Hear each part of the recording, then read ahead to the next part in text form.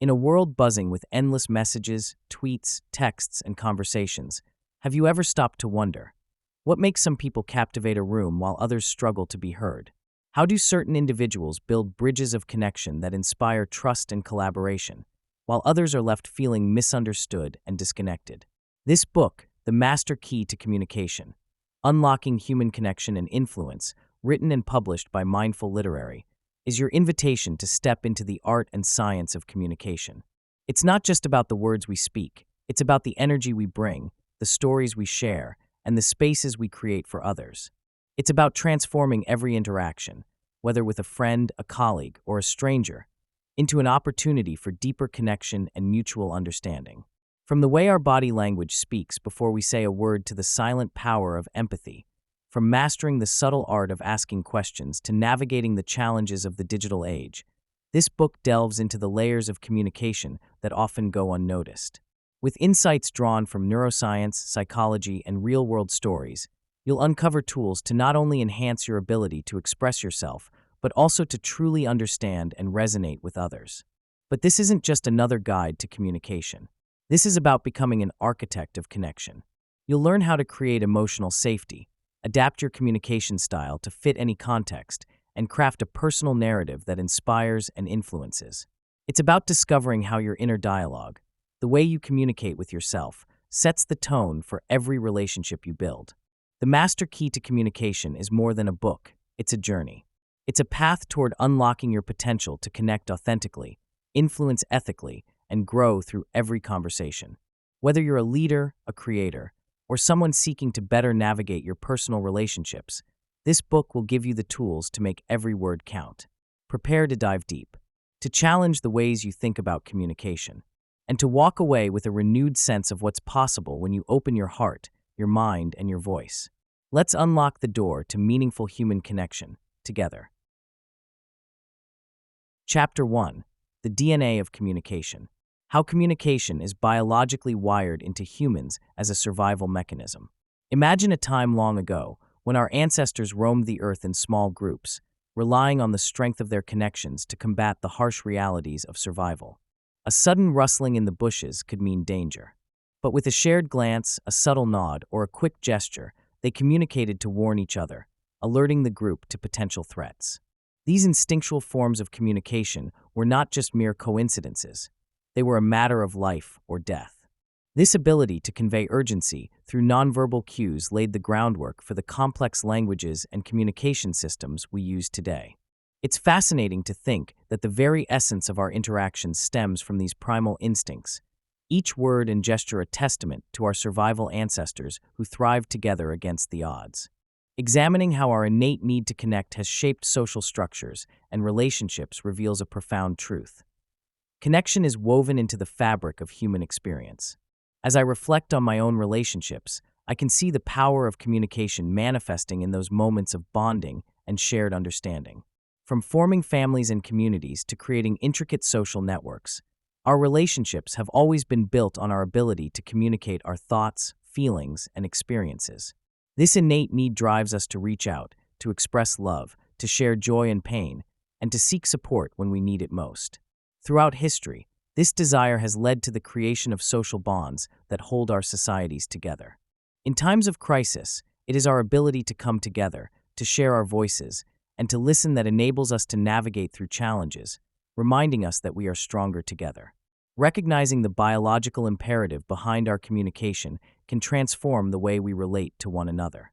Using effective communication methods, we can strengthen our connections, making it easier to express empathy and compassion. As I witness the beauty of open dialogue, I realize that fostering an environment where individuals feel safe to express themselves can lead to deeper, more meaningful relationships. Practical steps include being present in conversations, actively listening, and validating feelings, which can significantly improve the way we interact with those around us. The next time you find yourself in a conversation, remember that your ability to connect is not just a skill. It's an essential part of our biological makeup that has evolved to support our collective survival. The role of mirror neurons and emotional contagion in shaping human interactions. Discovering the fascinating world of mirror neurons opened my eyes to the intricate ways we empathize and connect with those around us. When I first learned about these neurons, I was struck by the simple yet profound fact that when we see someone else experience an emotion, our brain reacts as if we are feeling that emotion ourselves. It's as if there is an invisible bridge connecting us to the experiences of others, allowing our hearts to resonate with theirs. I remember sitting in a cafe one rainy afternoon, witnessing a friend laugh uncontrollably at a joke, and I found myself laughing as well, even without knowing the punchline. This phenomenon made me reflect on how often we mirror the emotions of others, which often happens without conscious effort. It feels like a dance of emotions, where we sway to the rhythm of another's joy or sorrow, naturally creating bonds that deepen our understanding and compassion for one another. As I delved deeper into the concept of emotional contagion, I began to realize just how powerfully emotions can influence group dynamics. One day, while attending a community event, I noticed how the mood shifted when a few individuals entered the room exuding positive energy. Their enthusiasm was palpable, and soon, laughter and lively conversations filled the space. It made me think about how emotions can ripple through a crowd, igniting feelings of joy, excitement, or even anxiety. I've experienced moments when just a single person's anxiety could cast a shadow on an entire group, creating an atmosphere of apprehension. This ripple effect illustrates how interconnected we are, as emotions can spread like wildfire, shaping the collective experience of any gathering. I learned that being aware of my own emotions and how they might affect others can enhance my interactions and help foster more supportive environments. These reflections on mirror neurons and emotional contagion remind me of the importance of cultivating emotional awareness. It's not just about recognizing our feelings, but also about understanding how our emotional states influence those around us. For anyone looking to improve their relationships, being mindful of how we express our emotions can create a more empathetic space. Practicing mindfulness and checking in on our emotional states, as well as being open to the emotions of others, can profoundly enrich our connections. Whether through a simple gesture, a shared laugh, or an empathetic conversation, we have the power to create a supportive web of interactions that foster understanding and compassion. Communication as a form of co-creation, not just an exchange of words. Realizing that every interaction can create shared meaning rather than merely exchanging information has been a profound discovery for me. Interactions often feel routine, just passing along data or thoughts from one person to another. Yet, I remember an instance where a simple conversation with a friend about our favorite books transformed into a rich tapestry of ideas and insights. Each of us had our own perspectives, histories, and emotions woven into the dialogue. What started as a discussion about characters in a novel evolved into reflections on our own life experiences, encouraging us to view our individual stories as interconnected. This enlightening experience made me aware of how communication holds the potential to forge deeper connections, allowing us to collaboratively create meaning together. When we converse with curiosity and presence, rather than just responding on autopilot, we open doors to new possibilities. I often think back to a workshop I attended where we paired up for discussions. Instead of merely presenting our viewpoints, we practiced listening intently, asking open-ended questions, and building on each other's thoughts. It felt like each exchange breathed life into our ideas, transforming them in unexpected ways. This dynamic dialogue enabled us to explore concepts together, guiding us to conclusions we would not have reached alone. I have since embraced each conversation as an opportunity, an invitation to co-create understanding, sparking creativity that enriches not just the individuals involved, but the community as a whole. Embracing communication as a form of co-creation reveals the power we all possess in shaping our interactions. When we approach dialogues with an intention to build meaning and foster connections, we invite growth and innovation. A practical tip to harness this energy is to practice mindful listening. The next time you find yourself in a conversation, try to focus entirely on the speaker and resist the urge to formulate your response while they talk. This simple shift can transform your interactions, inviting a new depth of engagement and collaboration. Chapter 2: The Hidden Filters: Why We Hear Differently. How personal experiences, biases, and emotional states shape interpretation. Our personal backgrounds play a crucial role in how we interpret messages. Every experience we have gone through, from childhood moments to recent encounters, adds a layer to our understanding of the world. For example, I remember a time when I attended a family gathering. During a conversation about achievements, someone made a comment that seemed harmless.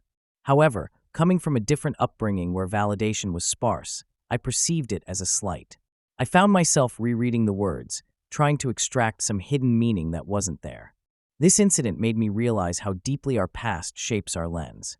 The values instilled in us, the cultures we were raised in, and even the relationships we have.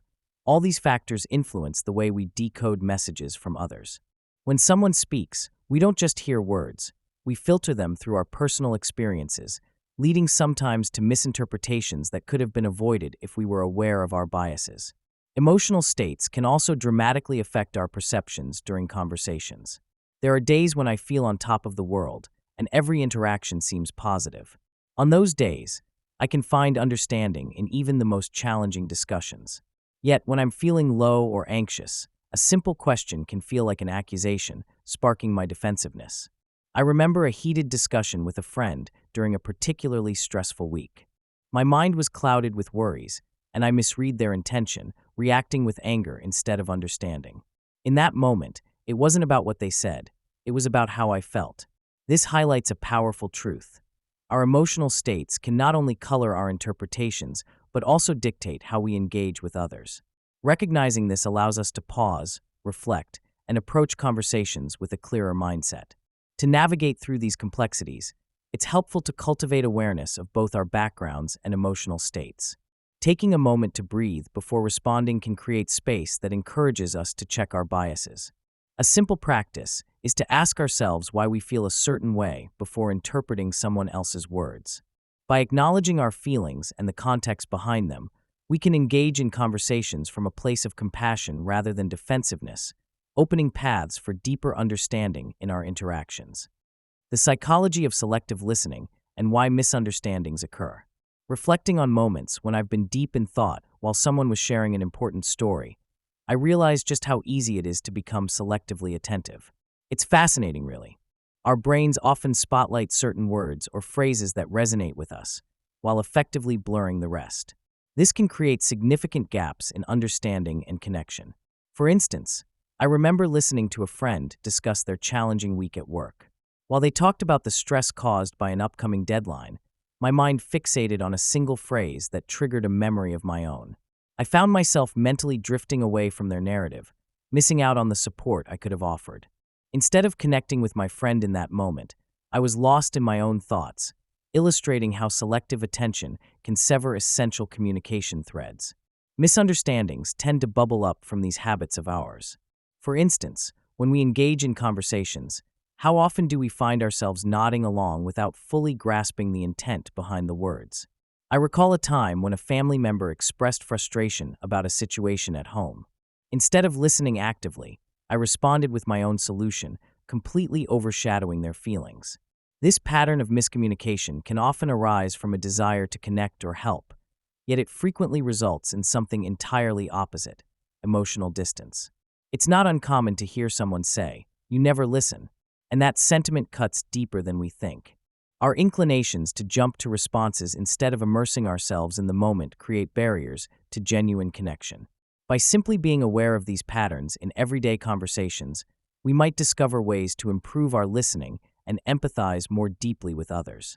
Taking a breath, truly engaging with what someone is saying, and letting their words flow can transform the fabric of our conversations. Being present and resisting the urge to filter or analyze what's being communicated encourages a richer, more authentic exchange.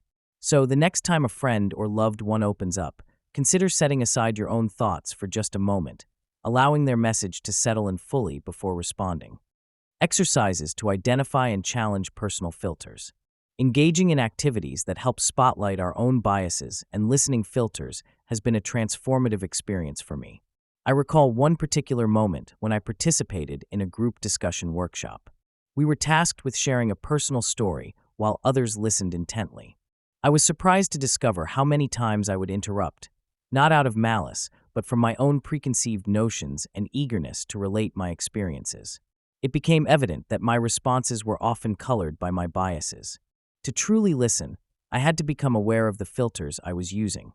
One exercise involved writing down my immediate thoughts after hearing others share. This practice revealed how often I jumped to conclusions based on my experiences rather than fully absorbing the words of others. It was humbling to see how my listening filters could obscure understanding and connection. Practicing reframing techniques has been invaluable in enhancing clarity and understanding in conversations. I more vividly remember a time when a friend shared their feelings about a frustrating experience at work. Initially, I felt the urge to jump in and provide solutions, a common filter that I realized often stifles genuine dialogue. Instead, I challenged myself to practice reframing. I took a breath and asked open-ended questions, encouraging my friend to express more of what they were feeling. This shift not only made the conversation more meaningful, but also allowed me to see the situation from their perspective. It taught me that reframing is not just a tool for better communication, but a means to cultivate empathy. When I approach conversations with the intention to reframe, I find that misunderstandings diminish and relationships deepen. Bringing these exercises into my daily life has reinforced the idea that we all have personal filters that shape our perceptions. Being aware of them is the first step. Actively challenging and reframing them takes us further. Next time you're in a conversation, try to listen without jumping to responses. Notice the filters at play and see if you can reframe your thoughts to understand the other person better. This practice isn't just an exercise, it's a pathway to richer connections and deeper understanding. Chapter 3: The Art of Creating Emotional Safety. Why emotional safety is the foundation of effective communication. Emotional safety is a crucial aspect of any meaningful communication. It's that invisible layer of comfort that allows us to express ourselves without fear of judgment or rejection. I remember a time when I found it hard to speak openly with a dear friend. Every time I shared something personal, I felt vulnerable. But when we created a space where we could openly express our thoughts and fears, we built an unshakable trust. It was in that moment I realized that true communication could only flourish when both parties felt emotionally secure. This sense of safety enables us to be honest and transparent, paving the way for deeper understanding and connection. Creating a safe communication environment involves recognizing and nurturing certain key elements. Active listening is one of the most significant components. When we genuinely listen, we validate others' feelings and thoughts, making them feel seen and heard. I recall a conversation I had where I practiced full engagement. Instead of formulating my response while the other person spoke, I focused entirely on their words. This not only gave them the assurance that I cared, but also encouraged them to delve deeper into their feelings. Additionally, minimizing distractions by maintaining eye contact and putting away our devices can dramatically shift the tone of communication. Empathy plays a vital role as well. When we meet others with compassion and understanding, we create a space ripe for open discussions. The beauty of emotionally safe environments is that they thrive on mutual respect, allowing everyone involved to share their truths without the weight of apprehension. One practical way to foster emotional safety can be simple. When you engage in conversation, regularly check in with the other person, asking, "How does that make you feel?" Or, "Do you feel comfortable sharing this with me?" can reaffirm their sense of safety and encourage more authentic exchanges. Techniques for building trust and fostering openness in any interaction. Building trust in conversations starts with being genuine. Whenever I engage with someone, I make sure to listen actively, showing that I value their thoughts and feelings. This simple act of truly being present can change the entire dynamic of an interaction.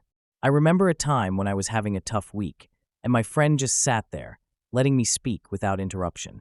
It felt like an anchor in a storm. When you allow someone to express themselves fully, they often feel more secure in sharing deeper parts of themselves. Sharing personal experiences can enhance trust too. When I speak about my own challenges or failures, it opens the door for others to feel safe in sharing theirs. Vulnerability is contagious. It invites others to let their guard down. I recall a conversation with a colleague about our struggles in our careers. By revealing my feelings of inadequacy, I noticed a shift in her demeanor, and she opened up about her own insecurities. This mutual sharing creates a bond that fosters trust. Fostering vulnerability requires creating a safe space for open dialogue. I've learned that using open-ended questions invites deeper conversations. Instead of asking, "Did you have a good day?" I might ask, "What was the most challenging part of your day?" This encourages a reflection that can lead to authenticity. People often have much more to share than they realize, but it takes the right prompts to help them dig a little deeper. Another important aspect is to show empathy consistently.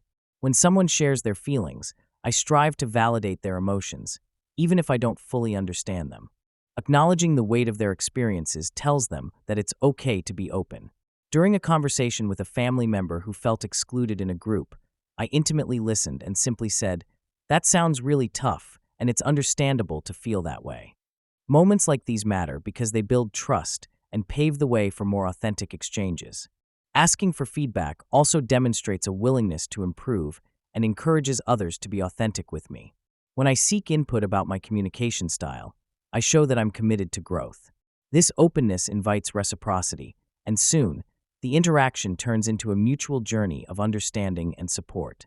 In your next conversation, try asking open-ended questions and be ready to share your own story. It could create a ripple effect of openness and trust. Building strong connections is about the little moments that encourage vulnerability and authenticity. Stories of relationships transformed through creating safe spaces. One evening, I sat down with my friend Sarah, who had been going through a tough time in her marriage. As we talked, it struck me how she couldn't express her feelings without fear of judgment or retaliation. It was only when I shared my own vulnerabilities that she felt safe enough to open up. Listening to her, I realized how simple it is to create a safe space. By just being present and empathetic, I helped Sarah find the courage to share her thoughts. This led to her starting a heartfelt conversation with her husband, which they hadn't had in months. Within weeks, their relationship blossomed, as they began to prioritize honest communication over the fear of conflict. In another instance, I witnessed a mother-son duo, Lila and Jake, who struggled with their bond as Jake entered his teenage years. Lila often felt frustrated and concerned, believing she was losing touch with her son. I suggested they dedicate some time each week to go for walks together, where they could talk about anything without distractions. It was during one of these walks that Jake revealed the pressures he faced at school and how he felt unable to share this burden with his mom. Lila learned to listen more and react with compassion, which transformed her approach. Their relationship deepened because Jake felt safe enough to share his insecurities. These real-life examples embody the essence of emotional safety. When trust is built, relationships flourish. Creating a safe communicative atmosphere has profound long-term benefits that resonate deeply within relationships. Emotional safety fosters trust, allowing individuals to express their true selves without fear of losing love or respect. When we know we can speak our minds, the layers of pretense start to peel away, revealing the authentic person beneath. Over time, this leads to stronger connections built on mutual understanding and respect, which ultimately minimizes the likelihood of misunderstandings that can escalate into conflicts. Moreover, relationships marked by security and openness often enjoy resilience. When difficulties arise, partners are far more likely to tackle challenges together rather than retreat into silence or blame.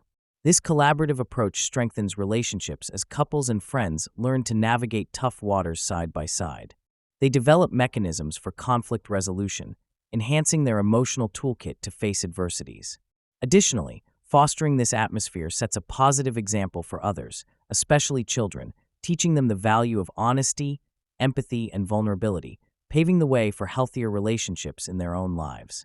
In creating these safe spaces, we not only transform our own interactions, but also ripple this effect into the community around us. A simple yet effective practice is to regularly validate the feelings and thoughts of those around us. Making space for open communication is a gift we can give each other that brings us closer together. Chapter 4: Silent Signals: The Power of Nonverbal Communication. The subtleties of body language, eye contact, and microexpressions. Body language is a powerful form of communication that often speaks louder than words. I remember a time in a job interview when I noticed the interviewer's crossed arms and downturned eyes. Instantly, I felt like my words were being met with resistance, even though I was presenting my qualifications confidently. It taught me that our bodies can express emotions that our lips might not dare to say.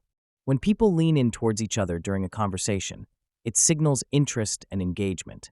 Conversely, if someone turns slightly away, it can suggest discomfort or disinterest. Being aware of these cues not only helps in understanding others, but also in regulating how we project our own feelings and intentions.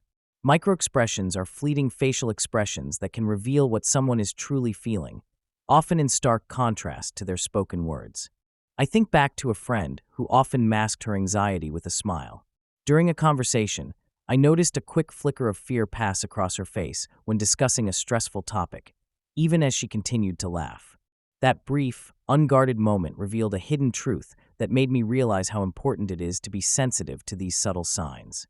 Recognizing microexpressions allows us to connect on a deeper level and approach conversations with empathy. They are little windows into a person's emotional state, showing us that even when words don't reflect inner feelings, the face can tell an entirely different story. Being observant and aware of these nonverbal signals can transform our interactions. By paying attention to body language and microexpressions, we can foster genuine connections and communicate with much more depth and understanding. If you want to improve in this area, practice noticing others' expressions and postures in everyday situations. Observe how your own body language shifts in response to different emotions. It can be a powerful tool for personal growth and empathy in relationships. How posture and gestures can enhance or undermine your message. Posture plays a vital role in how our messages are received. I remember the first time I presented in front of a large group. I was so nervous that my shoulders slumped and my hands fidgeted in my pockets. The message I wanted to convey got lost in my body language, overshadowed by the insecurity radiating from my stance. This experience taught me that our posture can make us appear confident or insecure, profoundly impacting how others perceive us. Standing tall and keeping my shoulders back created a noticeable shift in how I felt inside. It became clear that embodying confidence through my body language helped to reinforce my message, allowing my audience to lean in and listen rather than question my authority. Gestures can either emphasize the importance of our words or undermine them entirely. When I started paying attention to my hand movements during speeches, I noticed a pattern. Times when I used open and expansive gestures, my audience felt more engaged and responsive. However, there were moments when small, nervous gestures, like rubbing my hands together or pointing awkwardly, detracted from my points. I began to practice more deliberate gestures, using my hands to illustrate concepts or to draw people in. It was a revelation to see how a well-timed gesture, like spreading my arms wide during an emotional point, could create an atmosphere of connection and understanding, turning the abstract into something tangible for my audience. Just as important was learning to avoid gestures that might confuse or distract, like crossing my arms, which could signal defensiveness. This understanding helped me navigate my communication more effectively, ensuring my enthusiasm and clarity came through in every interaction. Being conscious of your posture and gestures allows you to communicate more effectively. As you stand before an audience, take a moment to assess how your body is positioned. Are you open and inviting or closed off?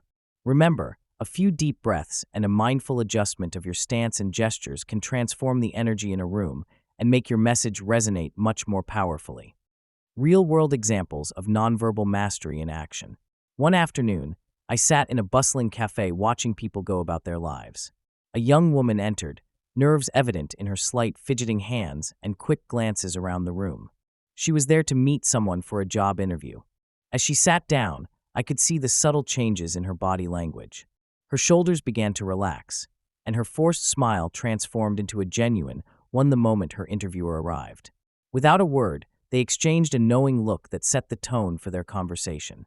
This simple exchange, full of warmth and understanding, showcased the power of nonverbal cues in establishing an immediate connection.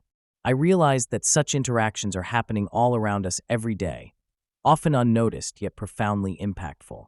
The delightful strength of human expression resides in the spaces between words, where a raised eyebrow or a tilt of the head can convey encouragement and openness.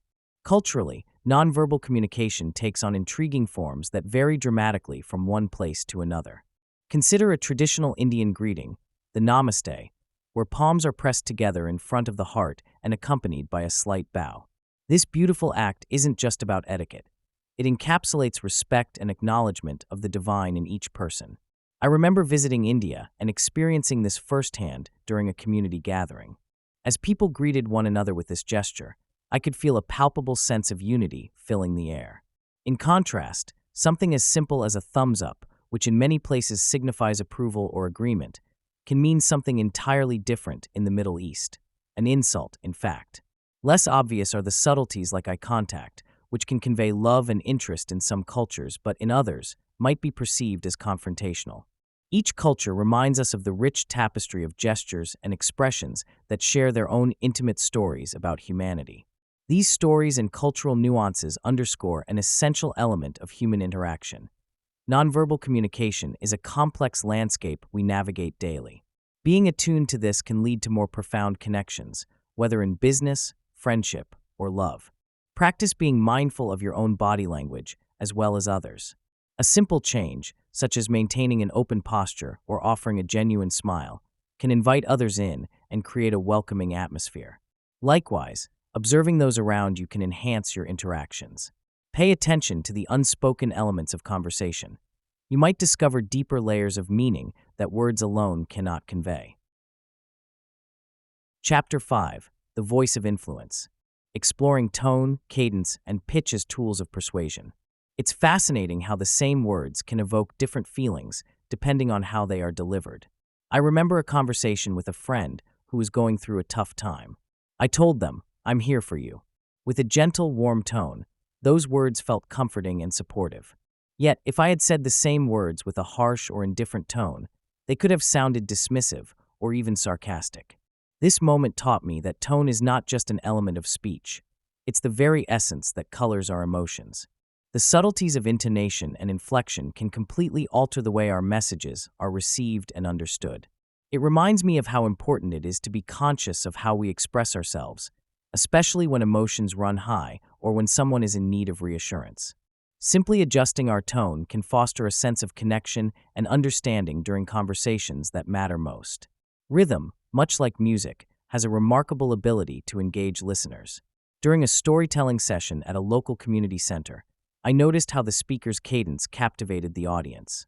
They used deliberate pauses that allowed the weight of their words to settle in, enhancing the emotional impact of the narrative. I felt myself leaning in, eager to absorb every detail, caught up in the ebb and flow of their voice. The rhythm of speech can create a sense of anticipation and connection, inviting listeners to immerse themselves in the moment. Conversely, a monotonous delivery can easily lose attention, making it critical for us to be mindful of our pacing and emphasis. This understanding transforms our conversations into engaging exchanges that not only hold attention, but also foster a genuine connection with those we wish to reach. When we combine the right tone with an engaging rhythm, our communication becomes a powerful tool for connection and persuasion. The next time you find yourself speaking, consider your tone and rhythm. They are your allies in creating meaningful interactions. Pay attention to how you feel when you adjust these elements and experiment in different contexts to see how it can transform your conversations. Techniques to make your voice more dynamic and engaging. Finding ways to make your voice more dynamic often begins with simple yet effective exercises. I remember when I first started exploring vocal variation, I felt like I was stuck in a rut, always sounding the same. One of the most impactful exercises I discovered involved reading aloud, but with a twist. I began to play with pitch, volume, and speed as I read different pieces of text, shifting my tone based on the emotions or actions described. This not only helped me engage more deeply with the material, but also made the reading experience much richer for anyone listening. Another effective technique is to incorporate everyday sounds and activities into your vocal practice. For instance, while cooking or driving, I would narrate what I was doing, consciously varying my tone to reflect the excitement of a recipe or the frustration of traffic. These moments became mini performances, allowing me to experiment without an audience, which alleviated some of the pressure I felt. It's surprising how much we can learn from infusing our daily routines with vocal experimentation. Pauses are powerful tools in speech and can transform how we communicate. In my journey to enhance my vocal engagement, I learned the art of the pause through practice and observation. During storytelling sessions, I began to incorporate intentional pauses to allow my audience some space to absorb key moments. I vividly recall a time when I shared a particularly vulnerable story, and after a significant revelation, I paused. The silence that followed felt like a shared breath, creating a deeper connection with everyone present. Incorporating pauses can also serve as a way to highlight important points. I found that when I wanted to emphasize a crucial idea, giving my listeners a moment to let it sink in had more impact than rushing through. Reflecting on my experience, The pauses I took were often just as meaningful as the words I spoke. They allowed the audience to engage their own thoughts and feelings, stimulating a more interactive experience. It changed the way I approached speaking, transforming it from a mere transfer of information into a dialogue that involved everyone in the room. Practicing both vocal variation and the strategic use of pauses can lead to a richer, more engaging experience for you and your audience. One helpful tip is to start incorporating these techniques during your daily conversations. Whether you're chatting with a friend or presenting an idea, consciously practicing vocal dynamics and timing can lead to profound improvements in your communication style. The psychology of vocal delivery in creating connection and trust. When I think about how a warm voice can create a sense of safety, I'm reminded of moments where the simplest words, spoken softly, held immense power. I recall a time when I was navigating a challenging situation, and a friend spoke to me with an inviting tone. The way they articulated their thoughts wrapped around me like a comforting blanket, easing my worries. A warm voice does more than just convey information. It fosters an emotional connection, making us feel understood and valued. Research shows that our brains respond positively to certain vocal qualities. When we hear a smooth, gentle tone, our body releases oxytocin, the hormone associated with bonding and trust. This aspect of vocal delivery is crucial. It promotes an environment where people feel safe to express themselves, share their fears, or discuss their dreams without the fear of judgment.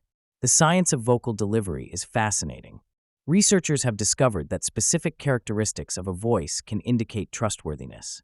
Factors like pitch, warmth, and clarity play significant roles in how we perceive someone's credibility. I remember attending a seminar where the speaker's voice carried a melodic quality.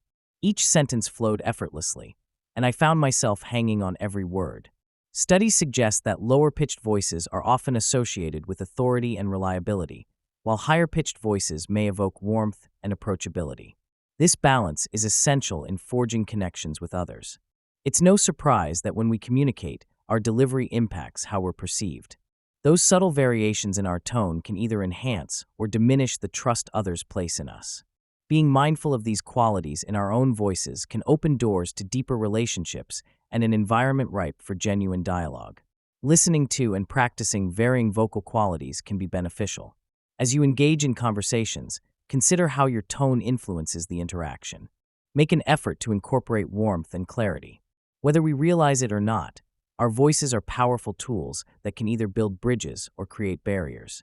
By understanding and leveraging these vocal nuances, we can enrich our connections and cultivate trust in our personal and professional relationships. Chapter 6. Energy speaks louder than words. How the energy you bring to a conversation influences its outcome. A conversation begins the moment two people come together, but the outcome of that interaction can be profoundly influenced by the emotional state of those involved. I remember a time when I walked into a meeting feeling overwhelmed and stressed. As I sat down with my colleagues, I noticed how my tension painted the room in a shade of discomfort. My body was tense, my words were clipped, and I could see the expressions of my peers shift, reflecting my own mood.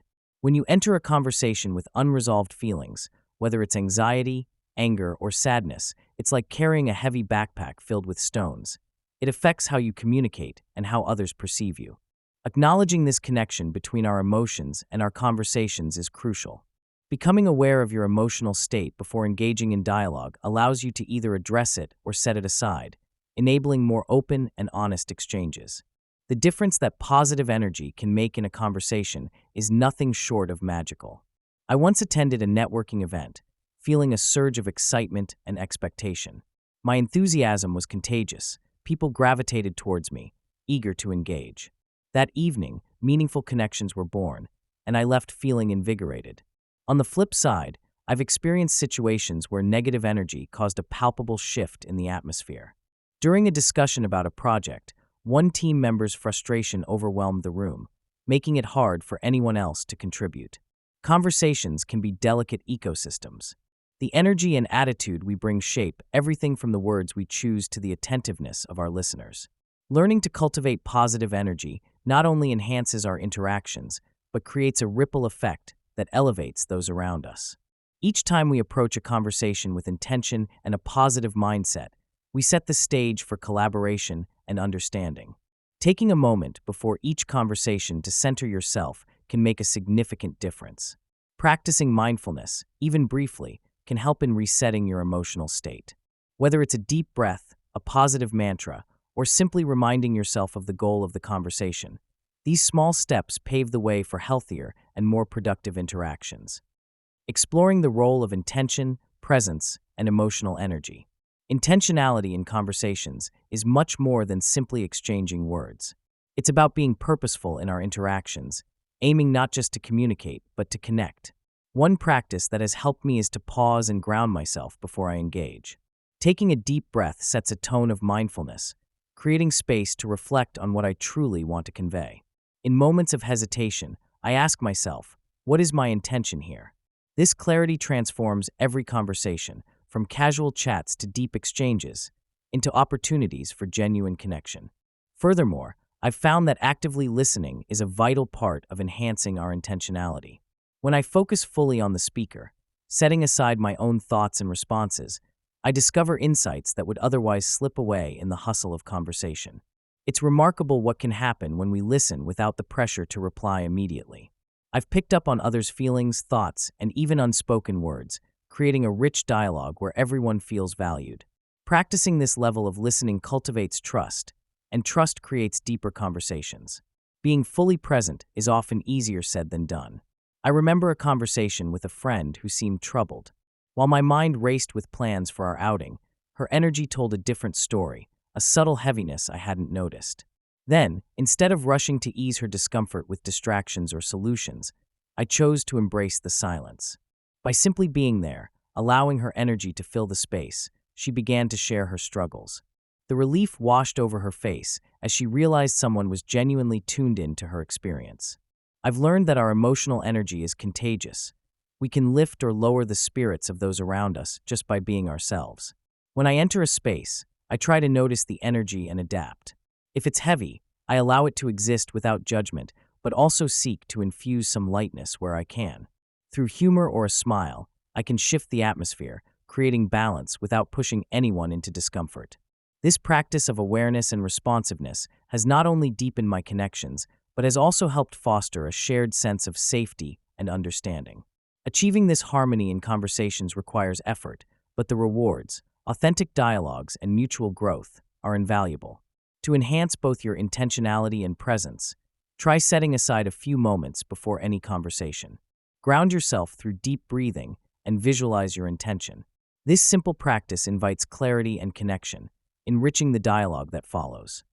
Practices for aligning inner energy with outward communication. Before stepping into any interaction, I often turn my focus inward. Grounding techniques become my anchor, stabilizing me amid the swirling currents of thoughts and emotions. It might sound simple, but really tuning into my breath has opened a gateway to greater self-awareness. No matter where I am, whether at home or on a bustling street, I close my eyes briefly and breathe deeply, feeling the rise and fall of my chest. Each inhalation nurtures my body and mind, while every exhalation releases tension.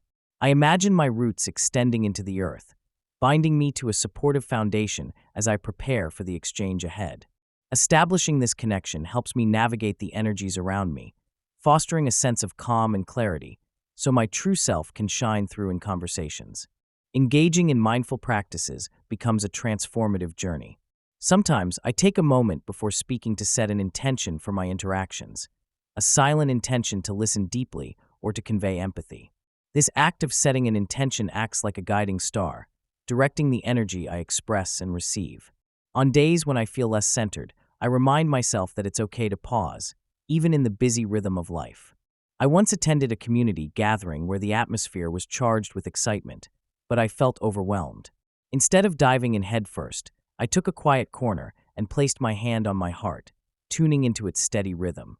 That brief moment of grounding changed everything. I approached the crowd with a sense of purpose rather than anxiety. Such practices remind me that self-awareness isn't about perfection. It's about being genuine and present.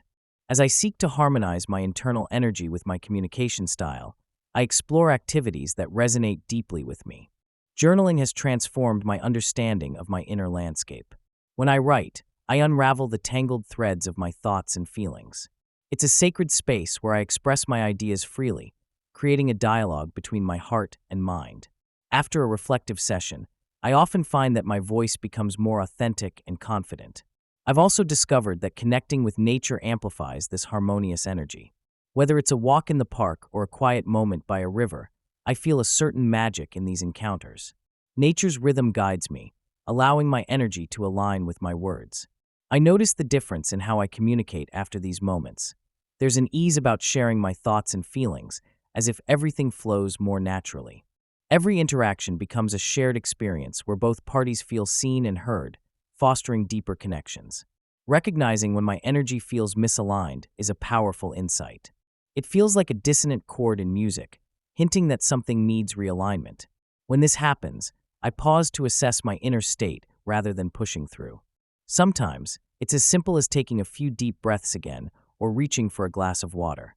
It's a reminder that communication is not merely about words. It is an energetic exchange where feeling plays a crucial role. By aligning my inner energy before speaking, I invite more meaningful interactions, connections where both minds and hearts engage fully. What if the next time I prepare for a conversation, I focus not just on what I will say, but also on the energy I wish to share? Balancing the internal with the external enhances every communication, empowering us to create richer, more impactful dialogues. Chapter 7: The Empathy Spectrum. Different types of empathy: cognitive, emotional, and compassionate. Defining empathy can feel like trying to catch smoke with your bare hands. It's a multifaceted concept that we often experience differently, depending on the situation we find ourselves in. Cognitive empathy is the type that allows us to step into someone else's shoes intellectually. I remember sitting with a friend who was struggling with the death of a loved one. As I listened to her recount her memories, I felt compelled to understand her experience, not just to sympathize, but to really comprehend the weight of her loss and the complexities of her emotions. This form of empathy helps bridge communication gaps, where logical understanding makes emotional exchanges more meaningful. On the other hand, emotional empathy is about feeling alongside someone. This is the kind of empathy that can lead to tears welling up during a heart-wrenching movie. I once attended a gathering where a young woman spoke about her battle with anxiety. As she shared her fears and felt the vulnerability of her experience, I found myself overwhelmed by her emotions. I didn't just understand her pain, I felt it within myself, a mirror reflecting her struggles. This connection creates a bond, often leading to shared heartache or joy, further deepening human connections. Compassionate empathy, however, shines in actions. It combines the understanding from cognitive empathy and the feelings from emotional empathy, then propels us to take positive action. In my own life, there was a time when I volunteered at a local shelter. I met individuals who had lost their homes and were wrestling with despair. I listened to their stories and absorbed their emotions, but I couldn't just sit back and feel. I felt compelled to help. Whether it was by providing meals, listening intently, or simply offering a smile, compassionate empathy transforms understanding into tangible support, allowing us to uplift others through our actions. Recognizing these different types of empathy enriches our interactions and relationships. When faced with someone in distress, pausing to assess which type of empathy might be most effective can pave the way for deeper connections.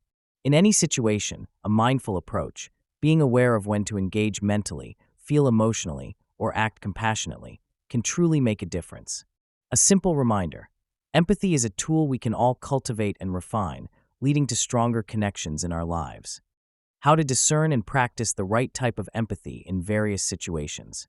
Choosing the right empathetic response often feels like navigating a maze, where every turn presents a different path and emotion. I remember a time when a friend of mine lost their job unexpectedly.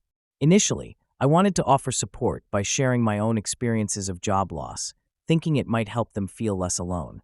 However, as I observed their reaction, I realized that what they truly needed was a listening ear, a space to express their feelings of anxiety and fear without the pressure of hearing my story. This moment taught me the importance of assessing the context of the situation. It's not just about showing empathy. It's about understanding the emotional landscape of the person in front of you. Are they looking for someone to comfort them, or do they need practical advice? Often, the journey to empathetic listening starts with simply being present and attuned to the other person's emotional needs. To deepen our empathetic responses, I believe engaging in practical exercises can be transformative. One powerful exercise I've adopted is the perspective shifting technique. I take a moment to step into the shoes of someone else, imagining their daily struggles, joys, and fears. For instance, when a colleague expressed frustration about a project at work, I took a few minutes to reflect on their workload and the pressures they faced. Visualization can anchor our responses in genuine understanding. Another effective practice is journaling about experiences where I felt empathetic or detached. After writing, I revisit each entry to reflect on what I learned about myself and the other person involved. These small practices make empathy not just a concept, but a lived experience, enhancing our capacity to respond with compassion in every interaction. In the end, remembering that empathy is not a one-size-fits-all approach makes a significant difference. Every person, every situation, carries its own complexities. The more we practice observing and tuning into those nuances, the more skilled we become in offering empathetic responses that truly resonate with others. Whether it's through active listening or deliberate reflection, the journey of cultivating empathy is ongoing and invaluable. Exercises for expanding your empathy quotient. Engaging in activities designed to cultivate deeper empathetic responses can be a transformative experience. One of the most powerful ways I've found to deepen empathy is through storytelling. When we listen to someone share their story, we can immerse ourselves in their emotions, thoughts, and struggles. This practice not only opens our hearts, but also reminds us of our shared humanity. I remember a time when I sat in a circle with strangers, sharing our personal experiences. Each story was a window into another person's life, revealing challenges I had never faced but could feel deeply in that moment. By hearing those stories, I learned to appreciate the diverse tapestry of human experience. Volunteering for causes that resonate with you can also enhance your empathetic skills. Interacting with individuals facing hardships allows you to see the world through their lens, igniting a compassionate response that moves you to action. Reflection practices can bring an enriching depth to our awareness of others' experiences. I've found that journaling is a powerful tool for reflection. When I sit quietly, pen in hand, and allow my thoughts to flow, I often find connections between my feelings and those of others. Reflecting on a conversation from the day, I realize how my choices impact not just my life, but the lives of those around me. Additionally, meditation can open our hearts and minds to the experiences of others. Focusing on compassion during meditation, perhaps picturing someone in your life who is struggling, can help bridge the gap between their feelings and your understanding. This mindful introspection nurtures a deeper empathy that translates into our daily interactions. Practicing these exercises consistently can significantly enhance our capacity for empathy. It's essential to approach each experience with an open-hearted mindset, allowing the emotions we encounter to inform our reactions. The more we engage in empathetic practices, the more instinctive they become in our daily lives. In conversations, for instance, asking someone how they truly feel or taking a moment to reflect on their words can create a bond of understanding that fosters not only empathy, but also kindness. As we expand our empathy quotient, we enrich not just our understanding of others, but also our own lives. Chapter 8. Listening with all your senses. Moving beyond active listening to fully immersive listening. Listening is often reduced to merely hearing words, but I've come to realize that true listening involves so much more. It's not just about the sound waves reaching our ears. It's about immersing ourselves in the experience of the other person. I remember during a conversation with a close friend, I noticed how their body language spoke volumes. The way they shifted in their seat, the subtle gestures of their hands, even the expressions that flickered across their face provided layers of meaning that transcended mere words. This moment opened my eyes to the idea that listening fully integrates our senses. The warmth of their tone, the rhythm of their speech, the unspoken emotions, all of it contributed to a richer understanding of what they were sharing. When we listen with all our senses, we begin to connect on a deeper level. It is about being present and attuned, setting aside our own thoughts and distractions to truly absorb what is happening in the moment. In a world filled with noise, this approach offers a quiet sanctuary where genuine understanding flourishes. It can mean putting down our phones and making eye contact, or it can mean really tuning into the nuances of a story, such as the pauses and hesitations that can convey uncertainty or fear. Each thing we perceive enriches our perception, allowing us to grasp not just the content of the conversation, but the emotions and intentions that lie beneath. Deep listening encompasses various techniques that elevate our engagement from passive hearing to active immersion. One practice I find particularly rewarding is mindfulness during conversations. I make a conscious decision to leave behind my own agenda and focus entirely on the speaker. This means minimizing distractions, both internal and external. I often take a deep breath, clear my mind, and remind myself that the most important thing at that moment is to understand the person in front of me. By anchoring my attention in the present, I can fully receive the emotions, the context, and the subtle cues that enrich our connection. Another technique involves reflective listening, where I not only hear what the speaker says, but also reflect it back to them. This doesn't just clarify their message, but also validates their feelings. It might sound simple, but phrases like "what I'm hearing is," or "it seems like you're feeling," can open up new avenues of conversation. I remember doing this with a colleague who was struggling with work-related stress. By reflecting their words and feelings, they felt seen and acknowledged, deepening our dialogue. Creating a safe space where both speaker and listener feel understood transforms the listening experience into something profoundly empathetic, nurturing a genuine connection. The combination of sensory engagement and thoughtful techniques can drastically change how we relate to one another. It invites authenticity, granting permission for vulnerability and honesty. In practice, this means actively engaging with those around us, fully embracing each moment of the conversation. When you dedicate yourself to pure, immersive listening, you may uncover insights not only about the speaker, but about your relationships and yourself. Try this next time you listen to someone. Allow yourself to truly be present, and you might just realize the power of deep listening in fostering meaningful connections. The role of intuition and emotional attunement in understanding others. Intuition often feels like a whisper in the back of our minds, nudging us to pay attention to what isn't being said. I've found that the ability to tap into this intuition can transform the way I interact with others. For instance, there was a time when a close friend came to me, visibly upset but hesitant to share the reason for her distress. I noticed her body language, the way her eyes darted away, and the slight tremor in her voice. Instead of pressing her to speak, I leaned into my intuition. It suggested that perhaps she needed comfort more than conversation, so I simply asked if she wanted to sit in silence with me. In that moment, it wasn't my words that bridged the gap between us, but the understanding that I could sense her emotions without forcing her to reveal them.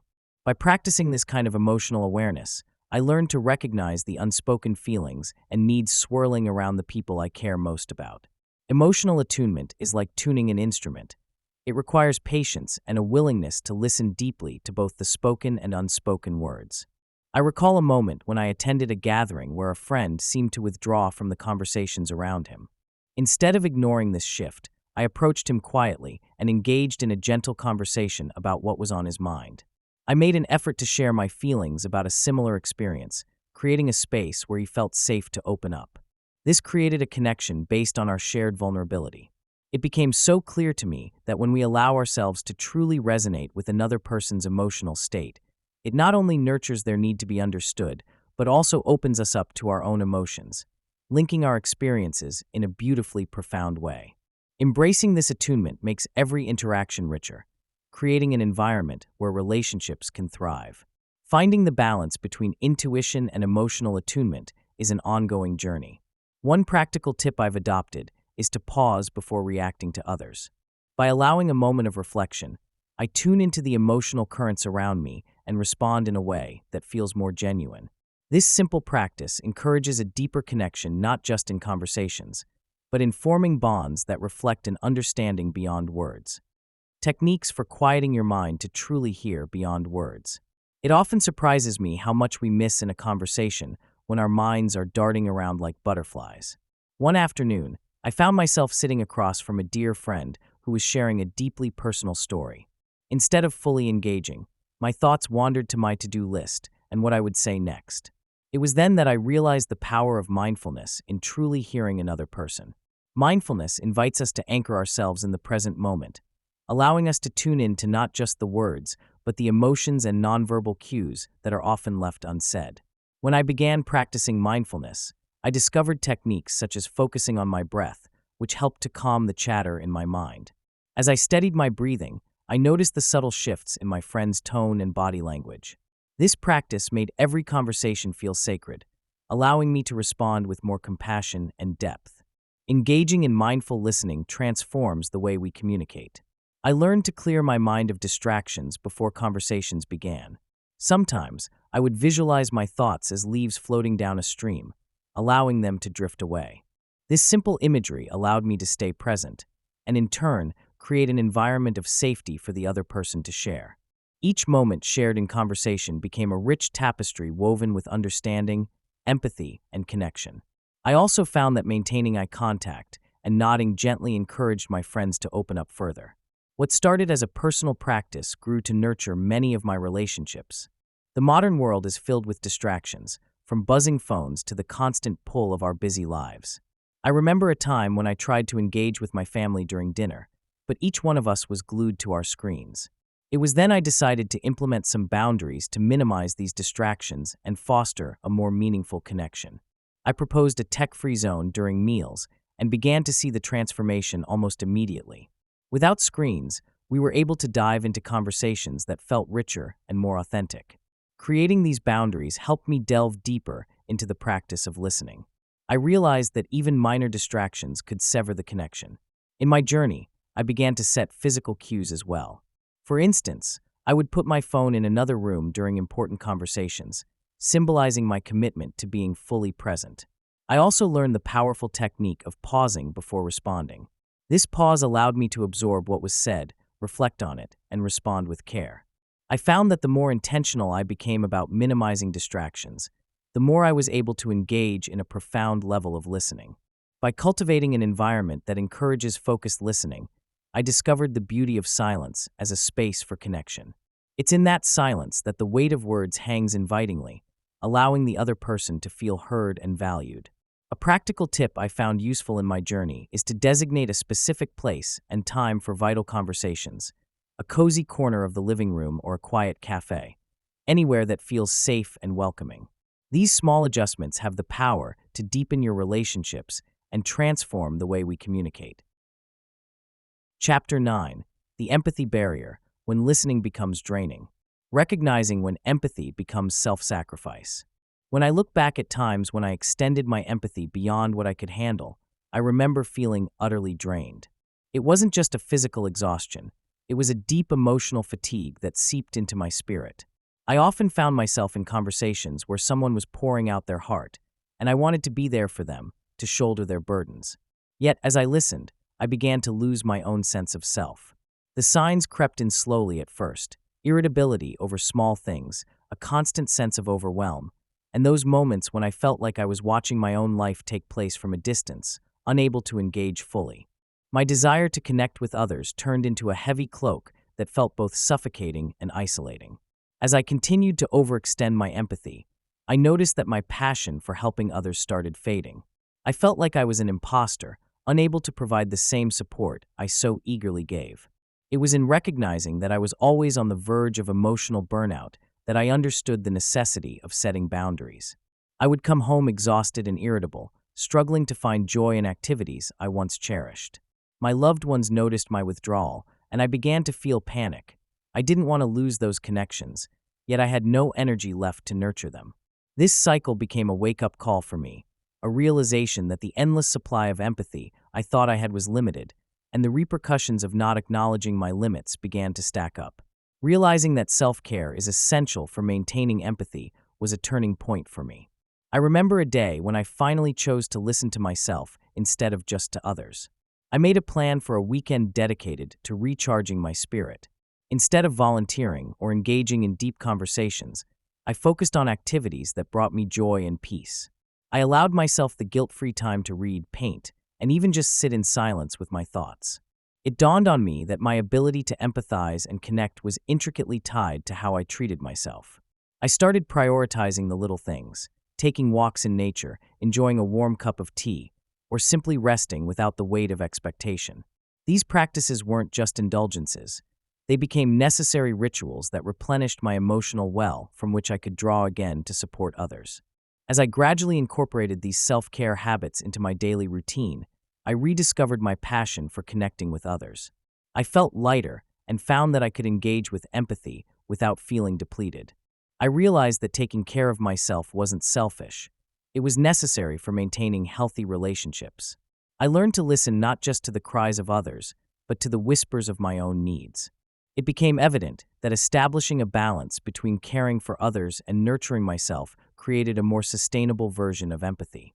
If you find yourself feeling burned out, consider taking a step back and reflecting on your own needs. Just as we fill the cup of another, we must first ensure our own is filled to overflow. Setting boundaries while remaining compassionate. Setting boundaries can sometimes feel like walking a tightrope. I remember a time when I was overwhelmed with my commitments. Friends and family would ask for favors, and my instinct was always to say yes. However, inside, I was feeling stretched thin, and a part of me knew that I was sacrificing my own well-being. I learned that practicing boundary setting means recognizing your own needs while also being considerate of others. By clearly defining where I drew the line, I found a way to honor my limitations without completely shutting others out. The key is to communicate these boundaries thoughtfully. During conversations, I would gently express my limitations and explain that while I cared deeply, I also needed to recharge. For example, I once informed a close friend that I couldn't meet every week for coffee as I was feeling drained. Her understanding response reminded me that setting these boundaries doesn't mean cutting people off. It's a way of maintaining relationships while caring for myself, too. This approach helped foster a deeper respect within my relationships. Communicating limits can be challenging, especially for those of us who naturally lean towards empathy. There was a time when I found it difficult to speak up about my limits, fearing that it might hurt others' feelings. Understanding that being empathetic doesn't mean saying yes to everything was a turning point for me. I began practicing how to share my boundaries with kindness. I focused on I statements, like I need some time to focus on myself right now, rather than casting blame or making it sound like I was rejecting someone. In practice, one useful tip is to establish a signal or phrase you can use when you feel overwhelmed. Something as simple as I need to take a step back can serve as a reminder to yourself and others that you are prioritizing your well-being. This small statement affirms your limits while still being considerate of those around you. Strategies to recharge your emotional reserves after heavy communication. After a long day filled with conversations that stretch my emotional bandwidth, I find myself yearning for spaces of calm and tranquility. These moments help me recharge and reestablish my emotional equilibrium. I turn to self-care, understanding that it isn't just a luxury but a necessity. Simple acts like immersing myself in a warm bath, savoring a cup of herbal tea, or curling up with a good book create a cocoon of safety. Each of these practices serves as a gentle reminder that nurturing myself is essential after opening up to others. By allowing this sacred time, I grant myself permission to feel, to reflect, and to heal. Engaging in restorative practices has always felt essential in my journey. I've turned to yoga and meditation, immersing myself in the ebb and flow of my breath. These practices ground me, anchoring my thoughts and emotions, especially after heavy dialogue. There have been times when I've felt overwhelmed by others' energy, and in those moments, stepping onto the mat or finding a quiet corner to meditate helps me reclaim my center. It isn't just about silence. It's about embracing my feelings, processing them, and allowing my heart to rest before stepping back into the world. Mindfulness has become a beacon of hope in my life, guiding me back to myself amid the chaos. Taking moments to pause and observe my surroundings reminds me that the world doesn't need my immediate response. I often practice a technique I learned called 5-4-3-2-1, which helps ground me in the present. I look for 5 things I can see, 4 I can touch, 3 I can hear, 2 I can smell, and 1 I can taste. This exercise not only roots me in reality, but also serves as a gentle nudge to appreciate the beauty around me. It's strange how centering your senses can provide a reprieve from the incessant chatter in your mind. Journaling is another powerful reflection tool I've embraced. Pouring my thoughts onto the pages frees my mind from clutter. I often sit with my pen and allow my heart to spill out the joys, worries, and confusion that linger after emotional exchanges. Each word captures a piece of my emotional landscape and helps in reconnecting the threads within me. This act of reflection transforms overwhelming experiences into insights, marking the path toward emotional recovery. Articulating my feelings on paper not only calms my mind, but also clarifies my emotions, helping me navigate the aftermath of those trying conversations.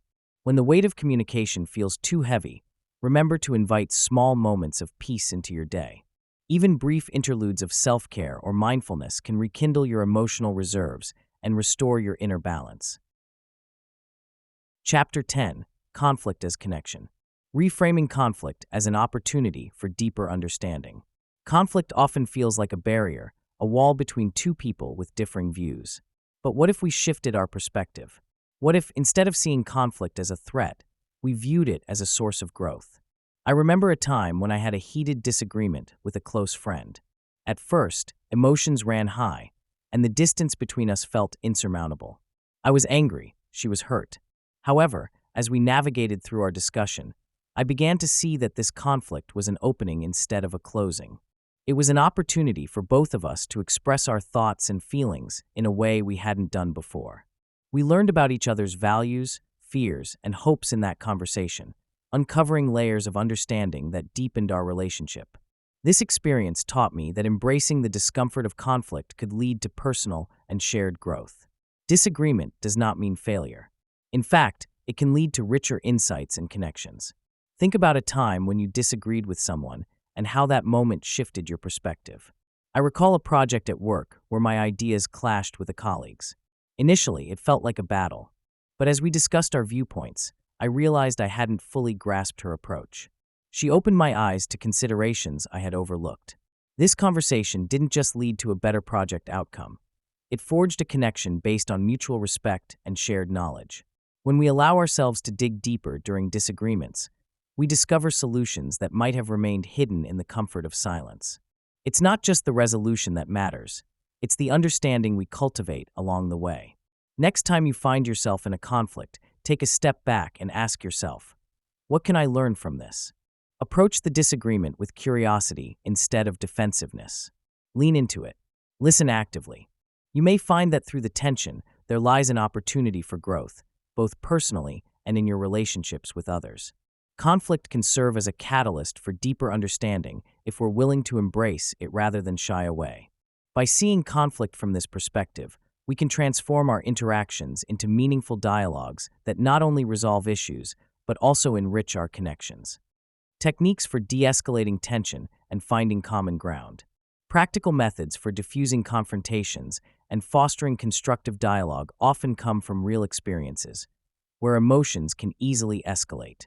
I once found myself in a heated discussion with a colleague over a project we were both passionate about. Instead of letting our frustrations take control, I paused and took a deep breath. I remembered a simple yet powerful technique: active listening. By genuinely focusing on what my colleague was saying, without planning my rebuttal while they spoke, I created an atmosphere where they felt heard.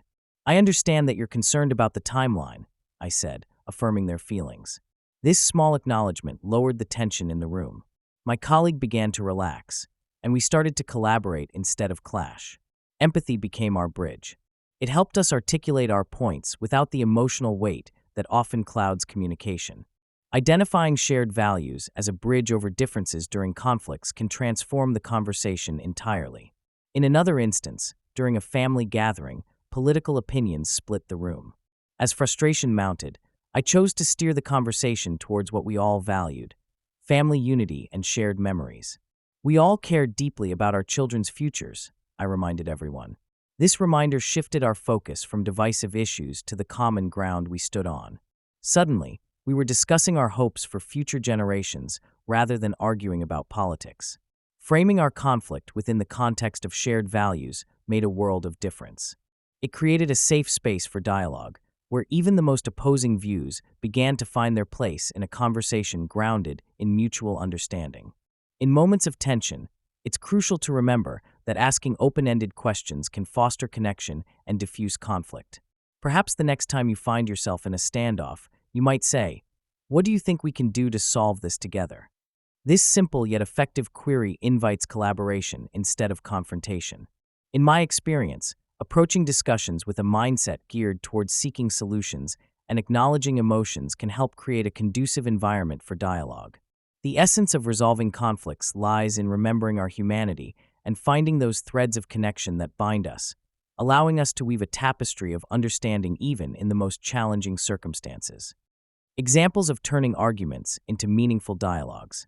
Throughout my life, I have witnessed many moments where conflict transformed into connection, often in the most unexpected settings. There was a time when I attended a community meeting about a local development project.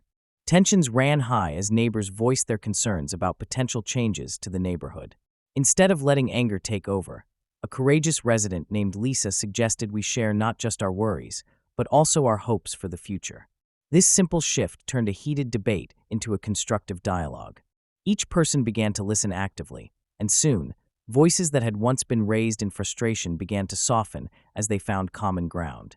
They discovered shared dreams for the community, and by the end, they had crafted a set of recommendations that everyone could support. Such moments remind me that beneath conflict often lies a depth of understanding waiting to be uncovered. From these experiences, I have learned that resolution isn't just about finding a middle ground.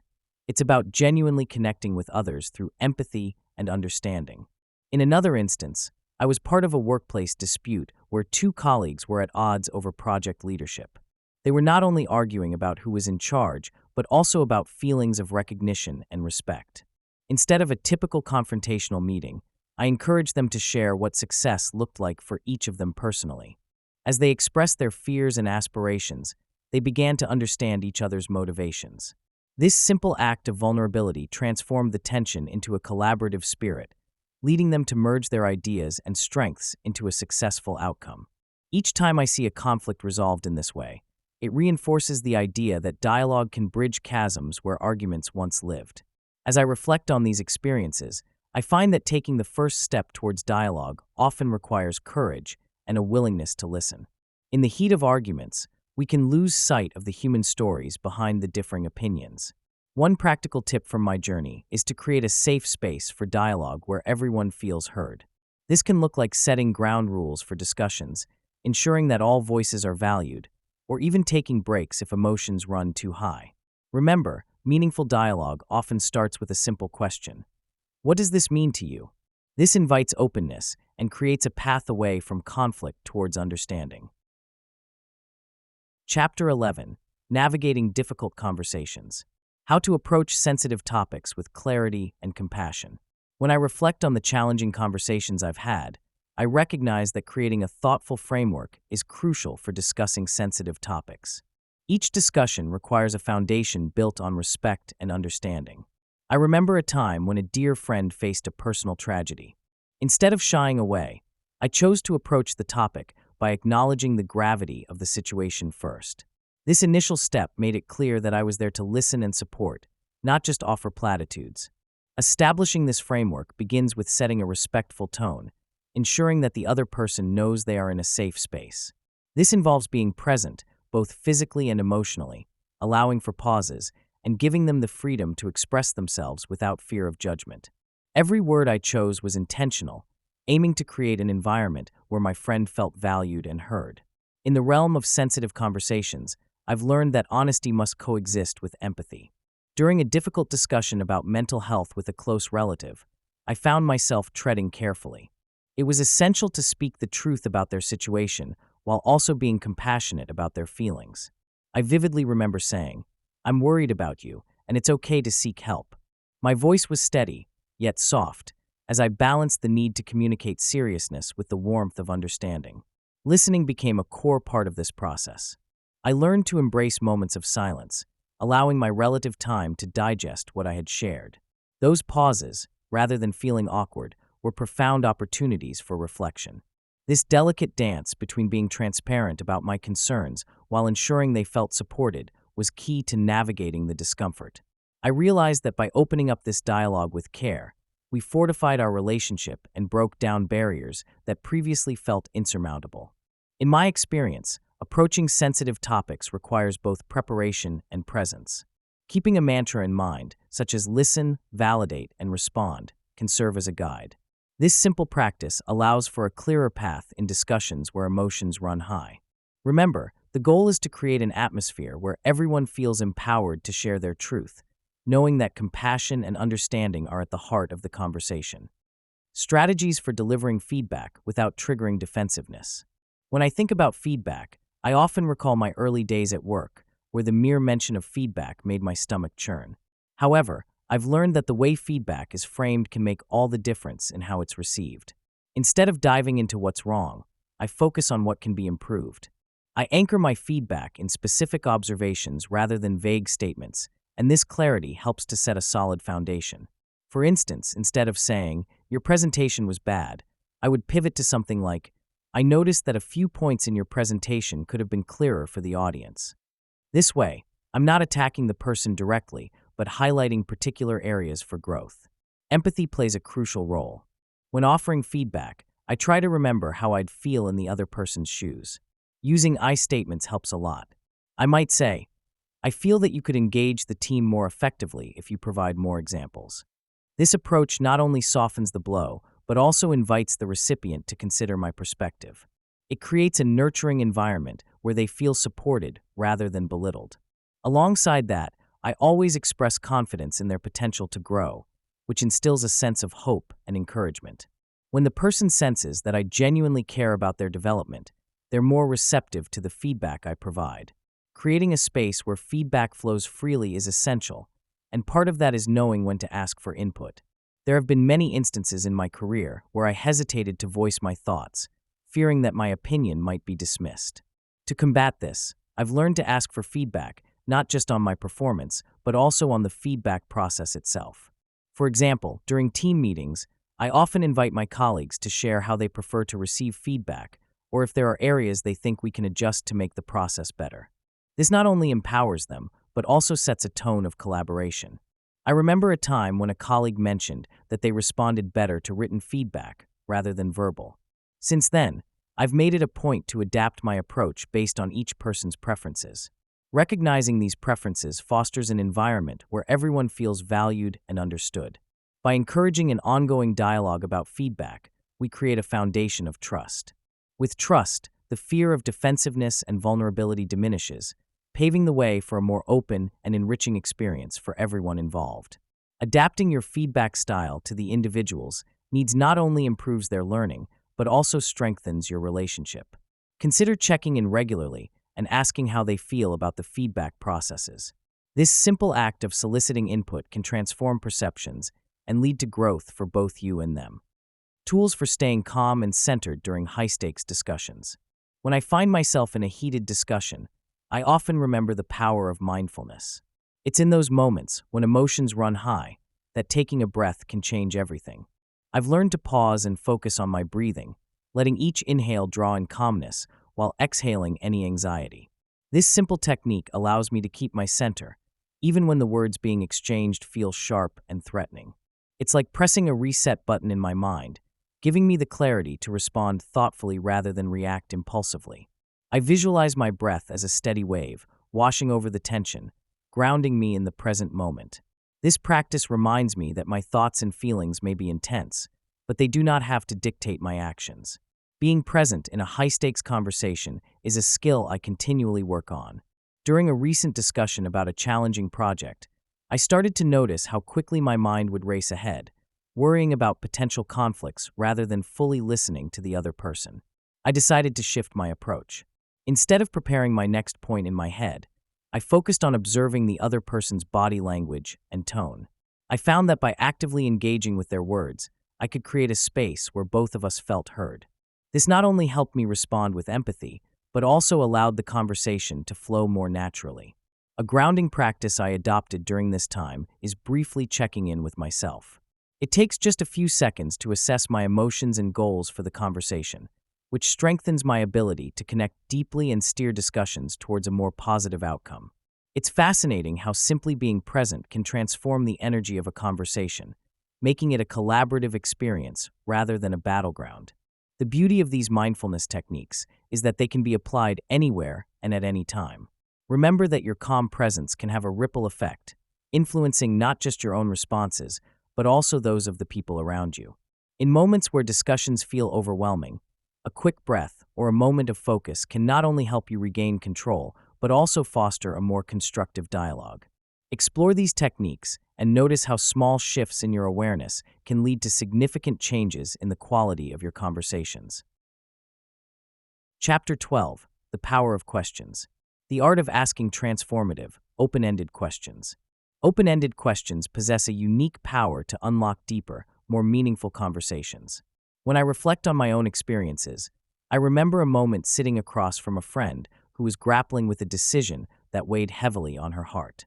Instead of jumping in with advice or closed questions that could easily shut down the dialogue, I asked her, "What feels most important to you right now?" That simple question opened a floodgate of thoughts and emotions. It invited her to explore her own feelings in a way that felt safe and expansive. Questions like these do more than just request information. They create an intimate space for reflection and vulnerability. Using open-ended questions fosters an environment where the other person feels seen and heard. It's as if I'm offering them a canvas to paint their thoughts and feelings on, rather than providing them with a predetermined picture. Each answer leads to another question, spiraling into a more profound understanding of not just their situation, but also their innermost thoughts. I recall another experience when I asked a colleague, "What vision do you have for the future of our project?" This engaged him in a conversation that illuminated his passion and creativity, transforming our mundane meeting into an invigorating brainstorming session. The impact was palpable, as we emerged from that discussion infused with inspiration. The way questions are phrased can dramatically influence the quality of the responses we receive. I've learned that using gentle, open phrasing can lead to reflections that may surprise even ourselves. For example, instead of asking, "Did you like that book?" which can lead to a simple yes or no, asking, "What part of the book resonated with you the most?" invites a much richer dialogue. This subtle shift in wording empowers the other person to express their thoughts more fully, revealing layers of meaning and personal connection. There's also an art to timing and tone when asking these questions. I remember a poignant conversation with my grandfather, who often needed encouragement to share his stories. By gently asking him, "What was your proudest moment, and why?" in a calm, supportive tone, I saw his expression change. It sparked memories that had long remained dormant. His face lit up as he recounted experiences from his youth that shaped him into the person I admired. It struck me then how carefully chosen questions could bridge generations, inspire stories, and create connections that deepen relationships. This approach to questioning doesn't just enrich conversations, it fosters clarity for both the speaker and the listener. The act of framing questions with empathy encourages individuals to explore their motivations, desires, and fears in ways that foster personal growth. By continuously practicing this art, I have discovered that the more curiosity I bring into my interactions, the more transformative they become, leading to deeper understanding and relationships filled with authenticity. An effective technique I've adopted is to pause after asking a question. Giving space allows the person to think and respond in their own time, which often results in more thoughtful answers. This practice not only shows respect for their feelings, but also opens the door for richer dialogues that can lead to personal revelations. How questions can build trust, solve problems, and inspire action. Questions have an incredible power that often goes unnoticed. I remember a project at work where collaboration felt almost impossible. Team members were stuck in their silos, each person hesitating to share ideas. It was only when I began to ask open-ended questions that the dynamics started to shift.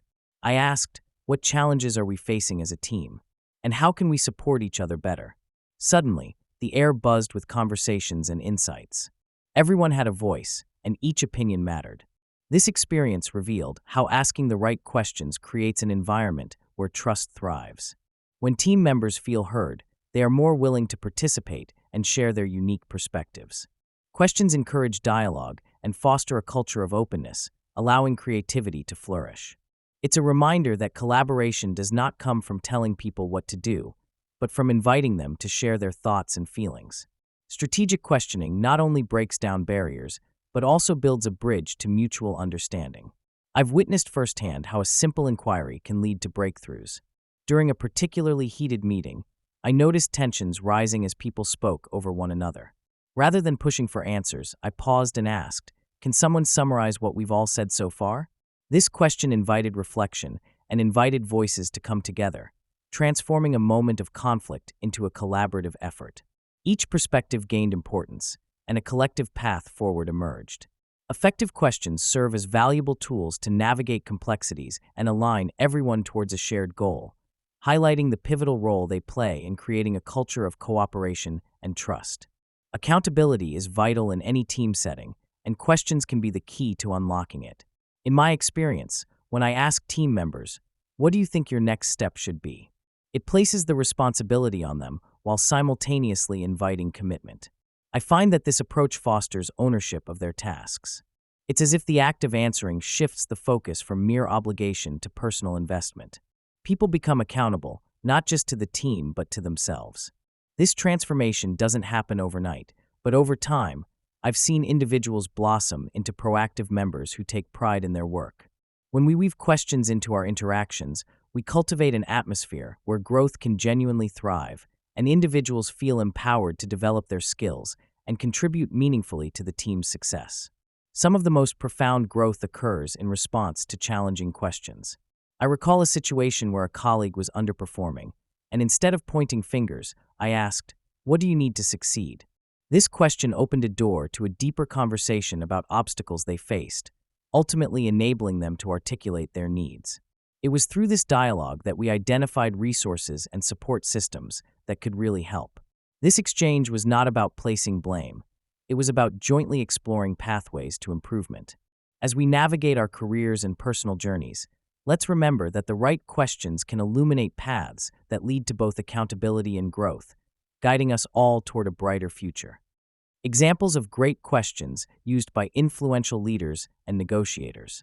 Effective questioning techniques have been the driving force behind many successful negotiations and transformative leadership moments. I recall a story about a renowned business leader whose success stemmed from the simple yet profound questions they asked their team.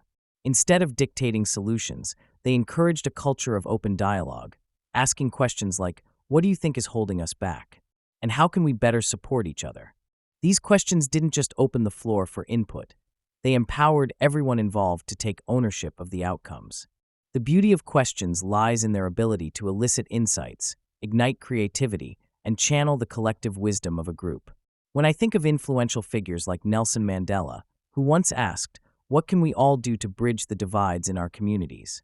it's clear that effective questioning can pave the way for unity and collaborative action. Powerful questions possess the capacity to shift perspectives and catalyze significant change. I remember a time during a team meeting where we faced a stubborn challenge.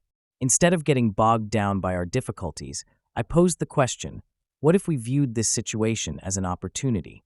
The room leaned in, intrigued. This simple shift in language reframed our dilemma. Suddenly, we weren't just talking about what was wrong, but about the potential pathways forward. Effective negotiators understand the impact that one well-placed question can have, pushing individuals to reflect on their assumptions and consider alternate viewpoints.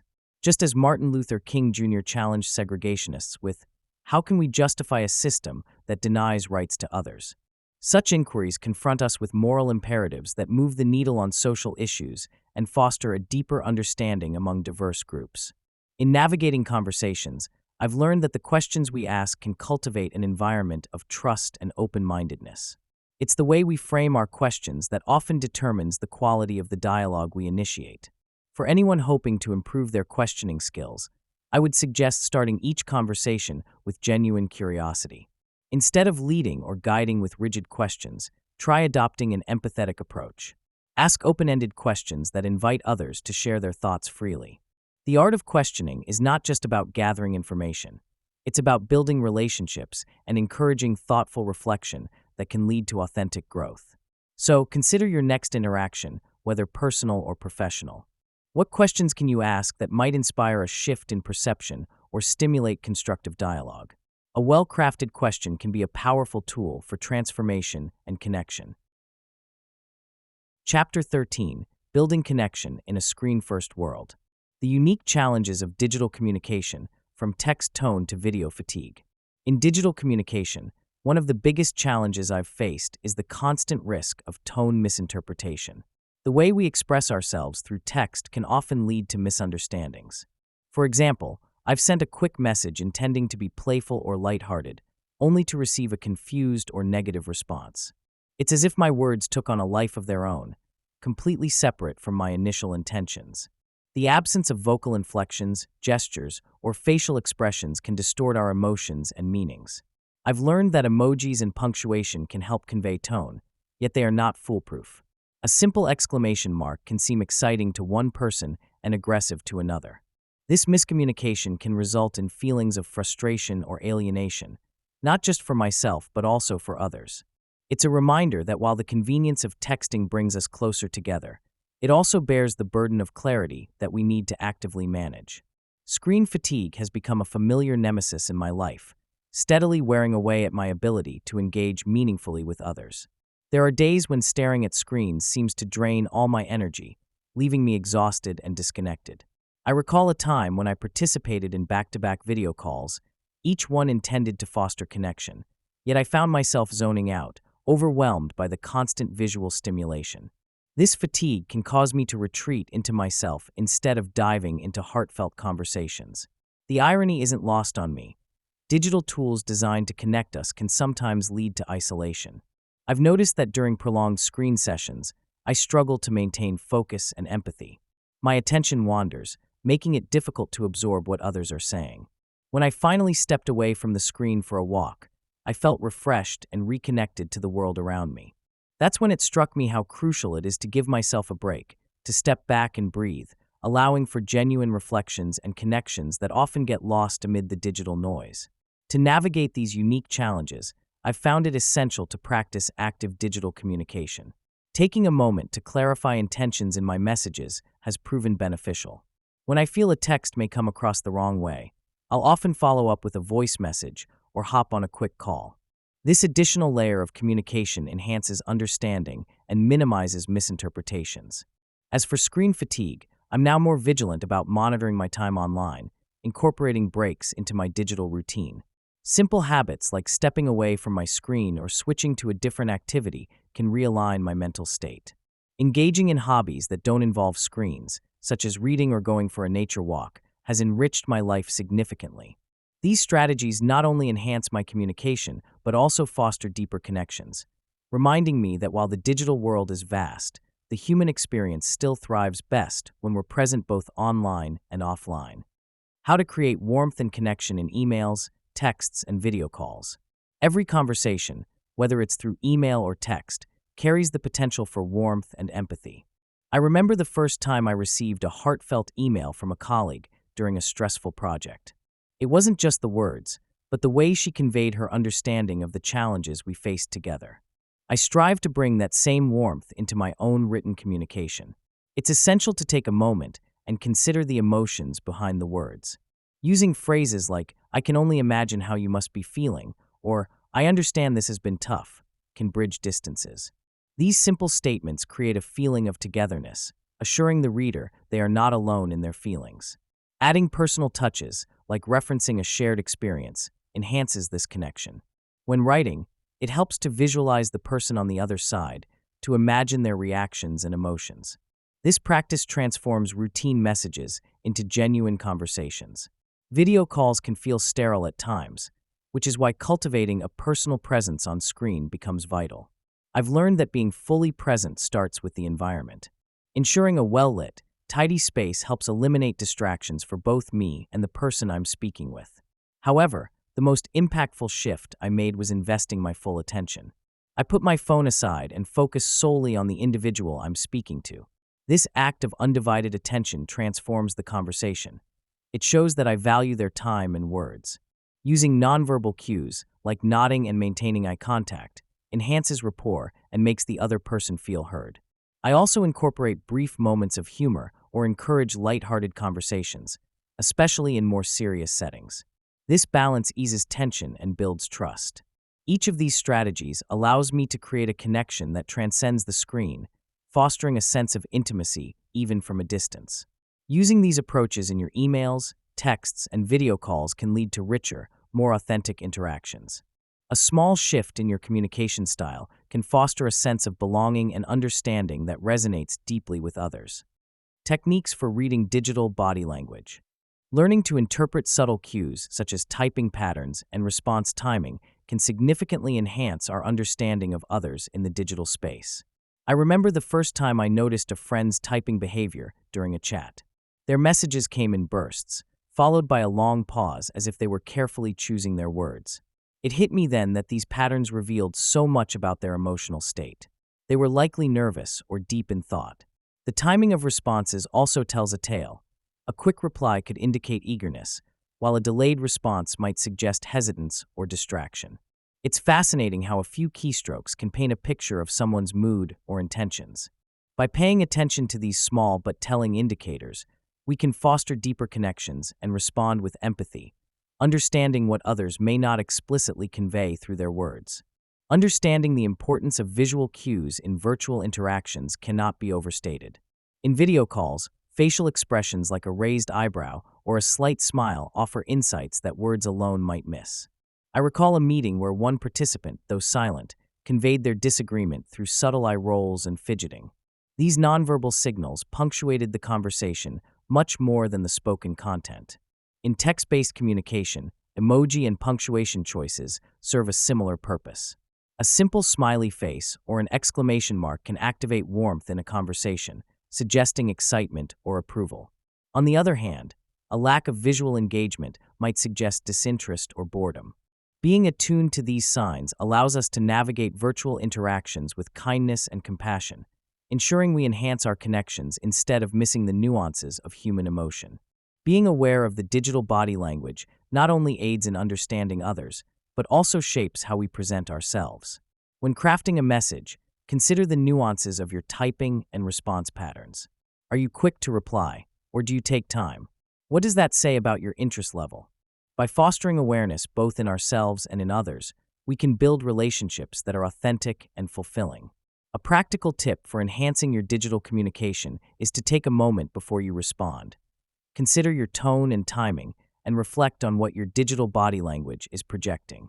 This mindfulness invites more meaningful exchanges and helps to cultivate mutual understanding. Chapter 14: Social Media, Influence and Authenticity. Navigating the balance between authenticity and curated online presence. Every time I scroll through my feed, I can't help but notice the carefully crafted images and captions that tell a story, often more polished than the reality behind them. This tension is palpable.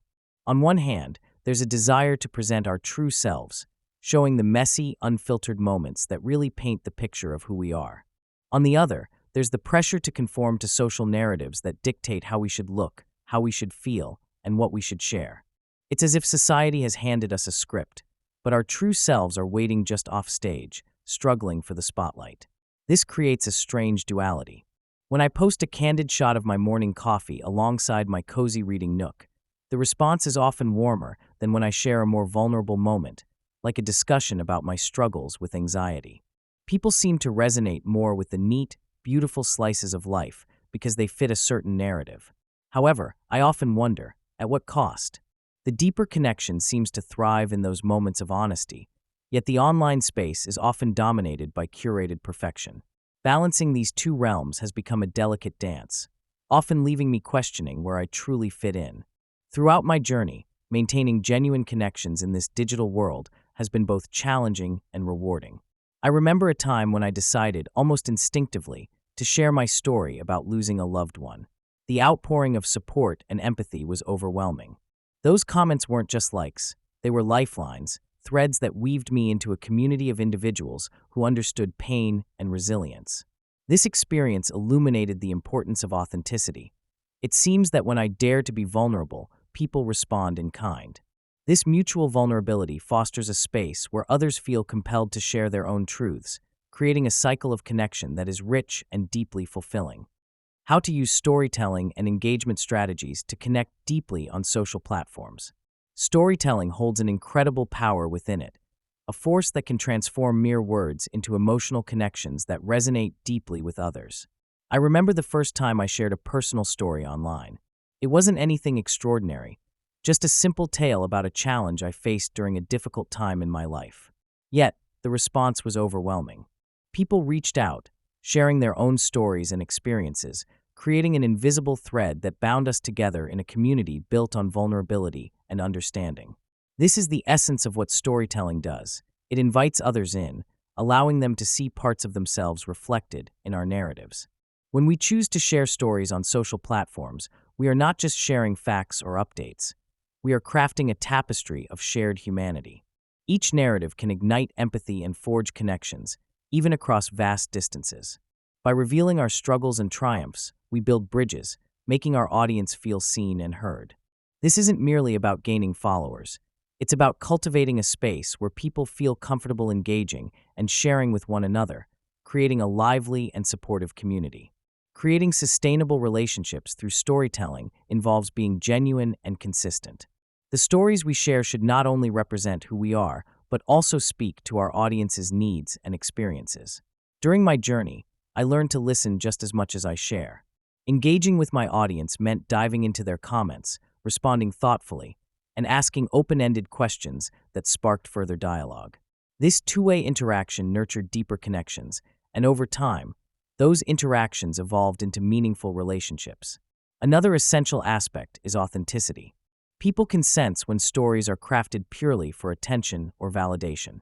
I found that sharing my true self, with all its flaws and imperfections, allowed others to do the same. By embracing transparency and being willing to show vulnerability, we invite our audience into an intimate space where they feel safe to engage. It's this authenticity that plants the seeds for long-lasting relationships, where storytelling becomes not just a momentary connection, but a continuous dance of sharing wisdom, laughter, and support. Consider incorporating regular storytelling sessions or themes in your content.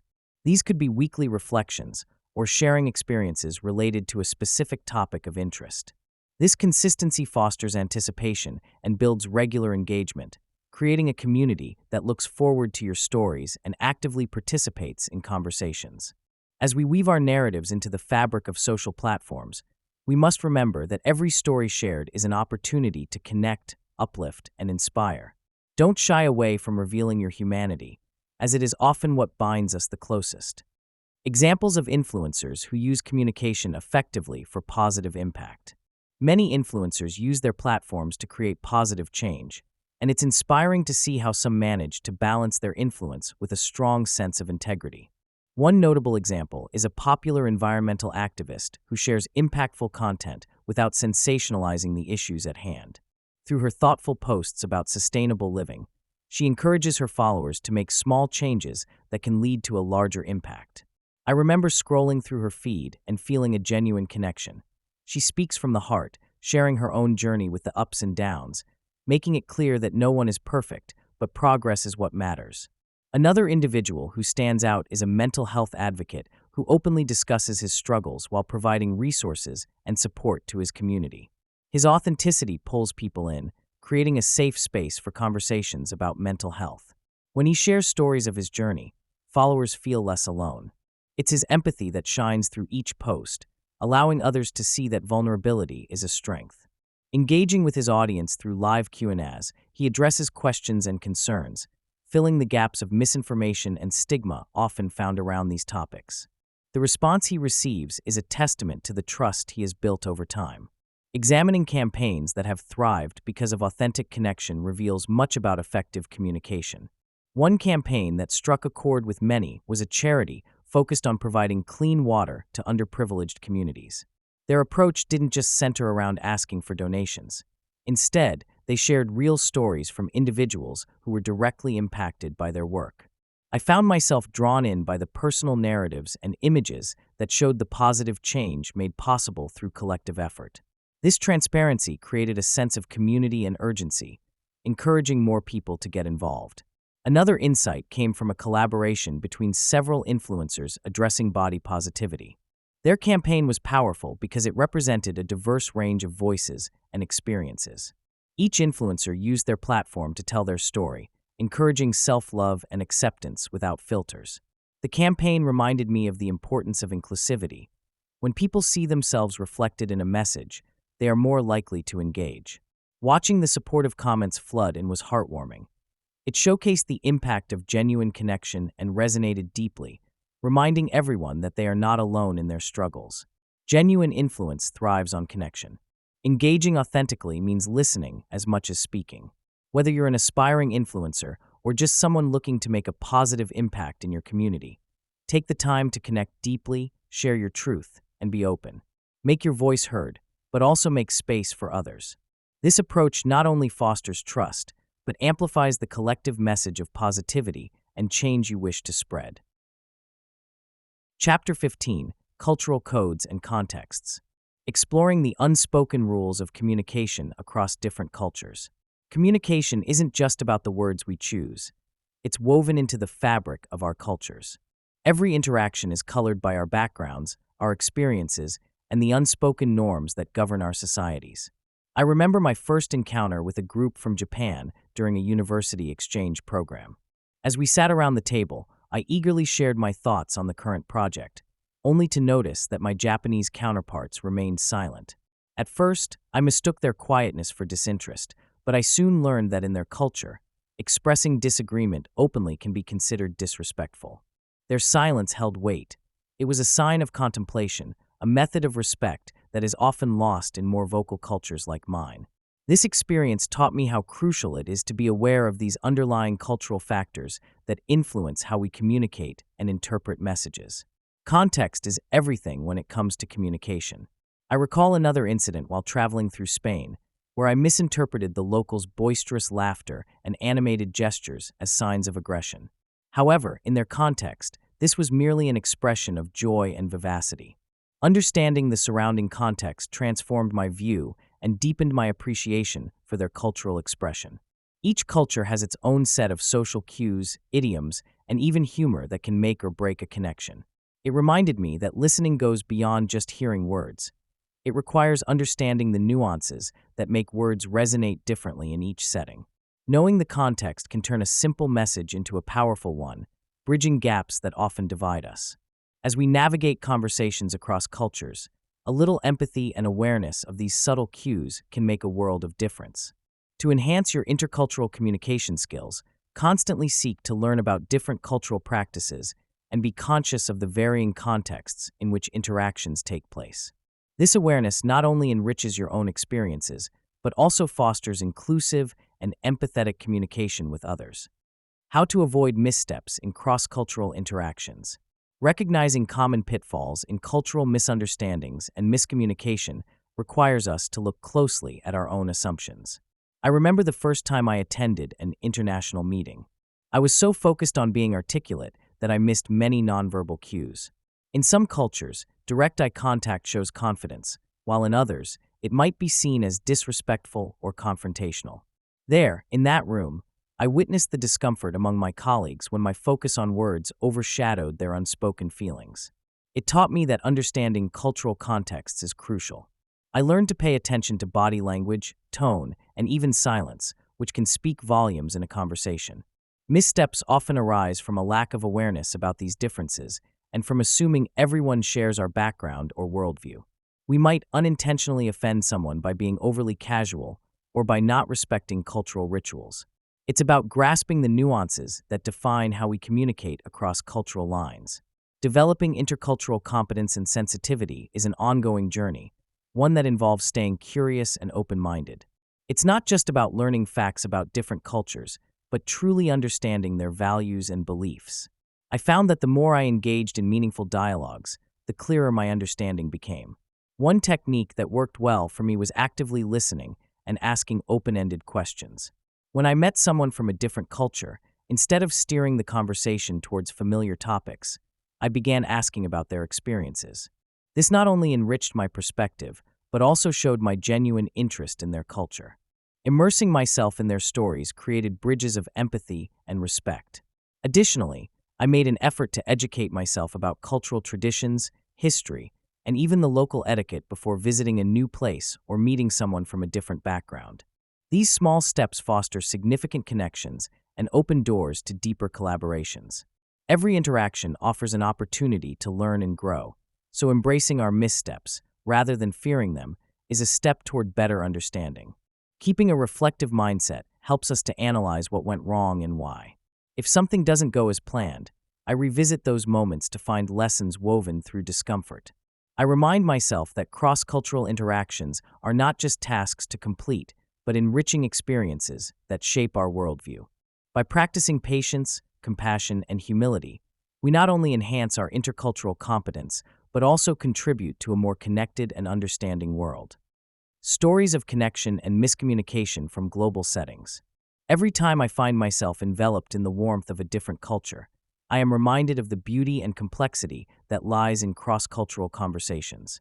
I remember sitting in a small cafe in Paris, the aroma of freshly brewed coffee swirling around me as I tried to strike up a conversation with the elderly gentleman sitting across the table. His eyes sparkled with curiosity as he listened intently, yet my attempts at speaking French were met with gentle laughter. My pronunciation, at times so terrible, sparked a beautiful exchange where we found common ground in gestures and shared smiles. In those moments, I discovered that when words fail, connection often blossoms through empathy, humor, and shared human experience. The journey from misunderstanding to connection taught me that beneath language barriers, our intentions to connect are universal. Navigating communication across cultures has been both a challenge and a blessing in my life. One vivid memory is from my travels in Japan, where I initially struggled to understand the nuances of politeness embedded in their language.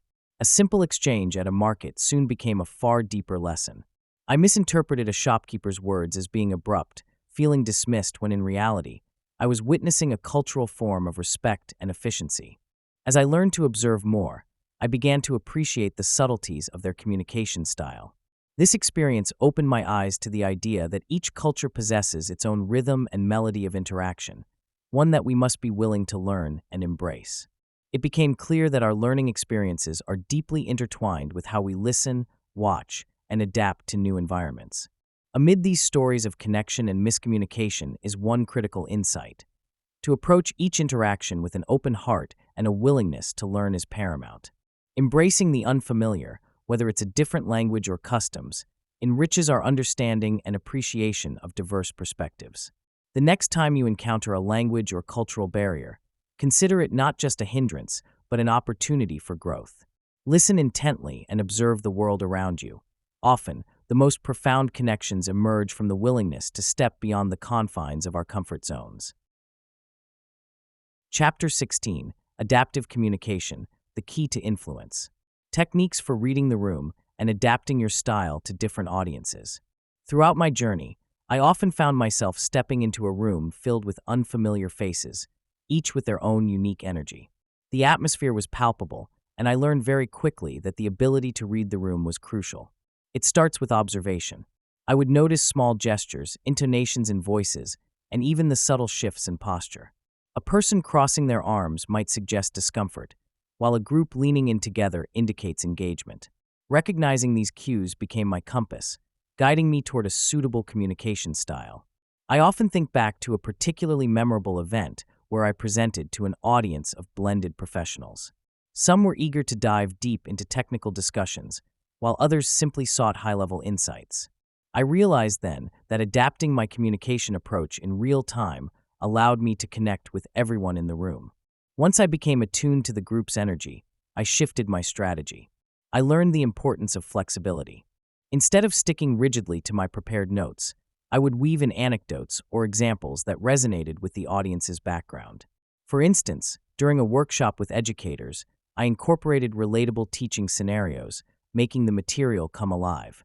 Additionally, asking open-ended questions not only engaged the participants, but also provided me with insights into their specific interests. This way, I could steer the conversation in directions that felt relevant to them. The true beauty of communication is that it isn't one-size-fits-all. By fostering an environment of openness, I found that I could adapt my message in real time, building rapport and ensuring that what I said was not just heard but deeply understood. Practicing this adaptability transformed my interactions and helped build lasting connections. In all my experiences, the key takeaway remains clear. The power of connection lies in our ability to genuinely understand and adapt to those around us. Taking a moment to truly observe and respond to what I see and hear continues to deepen my relationships with any audience I encounter. So, the next time you find yourself in a room full of new faces, remember that each person holds a unique perspective. Your ability to shift styles and tailor your message can create a shared experience, allowing everyone to feel seen and heard. Understanding personality types and tailoring your approach accordingly. Understanding personality types gives us valuable insights into how we connect and communicate with others. For instance, when I first encountered the Myers-Briggs type indicator, it felt like a light bulb had gone off in my head. Learning about the dichotomy between introversion and extroversion helped me empathize with a friend who needed quiet time to recharge. Instead of feeling neglected when we didn't hang out often, I began to appreciate his need for solitude. The clarity brought by such frameworks allows us to navigate conversations more smoothly, recognizing cues that may have earlier left us puzzled. Similarly, I found the DISC model insightful. Comprehending that some individuals are driven by results while others seek harmony opened new doors for my interactions. I recall a project at work where a dominant personality was leading the team. Initially, I felt overwhelmed by their assertiveness, but understanding their goal-oriented nature helped me tailor my feedback to be more direct and concise. The project's success reaffirmed how important it is to appreciate the underlying motivations that inform our interactions. Once I started recognizing different personality traits, I began to shift my approach accordingly, striving for connection rather than conflict. I remember a heated debate over a project idea where one colleague, an analytical type, was focused on data precision. Initially, I responded emotionally, insisting on creativity instead. But then I paused, reflecting on their perspective. By amending my tone to be softer and supporting my suggestions with data, the discussion transformed. We found common ground, merging creativity with analytical insights, leading to a more robust outcome. Each conversation presents a unique opportunity to adapt our strategies. And the more I practiced, the more natural it became to think about the other person's preferences. When speaking with a supportive individual, for example, I noticed that building rapport first eased their initial hesitations. I intentionally shared a lighthearted story, which facilitated a comfortable atmosphere, allowing our dialogue to flourish. This simple act of empathy turned every discussion into a rich exchange of ideas instead of a transactional talk. As I delved deeper into personality frameworks, I discovered a powerful practical tip. Ask questions about preferences. Inviting others to share how they like to communicate not only strengthens our relationships, but allows us to tailor our conversations more effectively. It's a beautiful practice, transforming our interactions into spaces of understanding and collaboration. Exercises for practicing adaptive communication in everyday life. Every day presents us with opportunities to adapt our communication style. I remember a time when I volunteered at a community center, helping individuals from diverse backgrounds. Initially, I approached each conversation with a fixed mindset, relying on what I knew worked in the past. It quickly became apparent that many participants had different needs and preferences.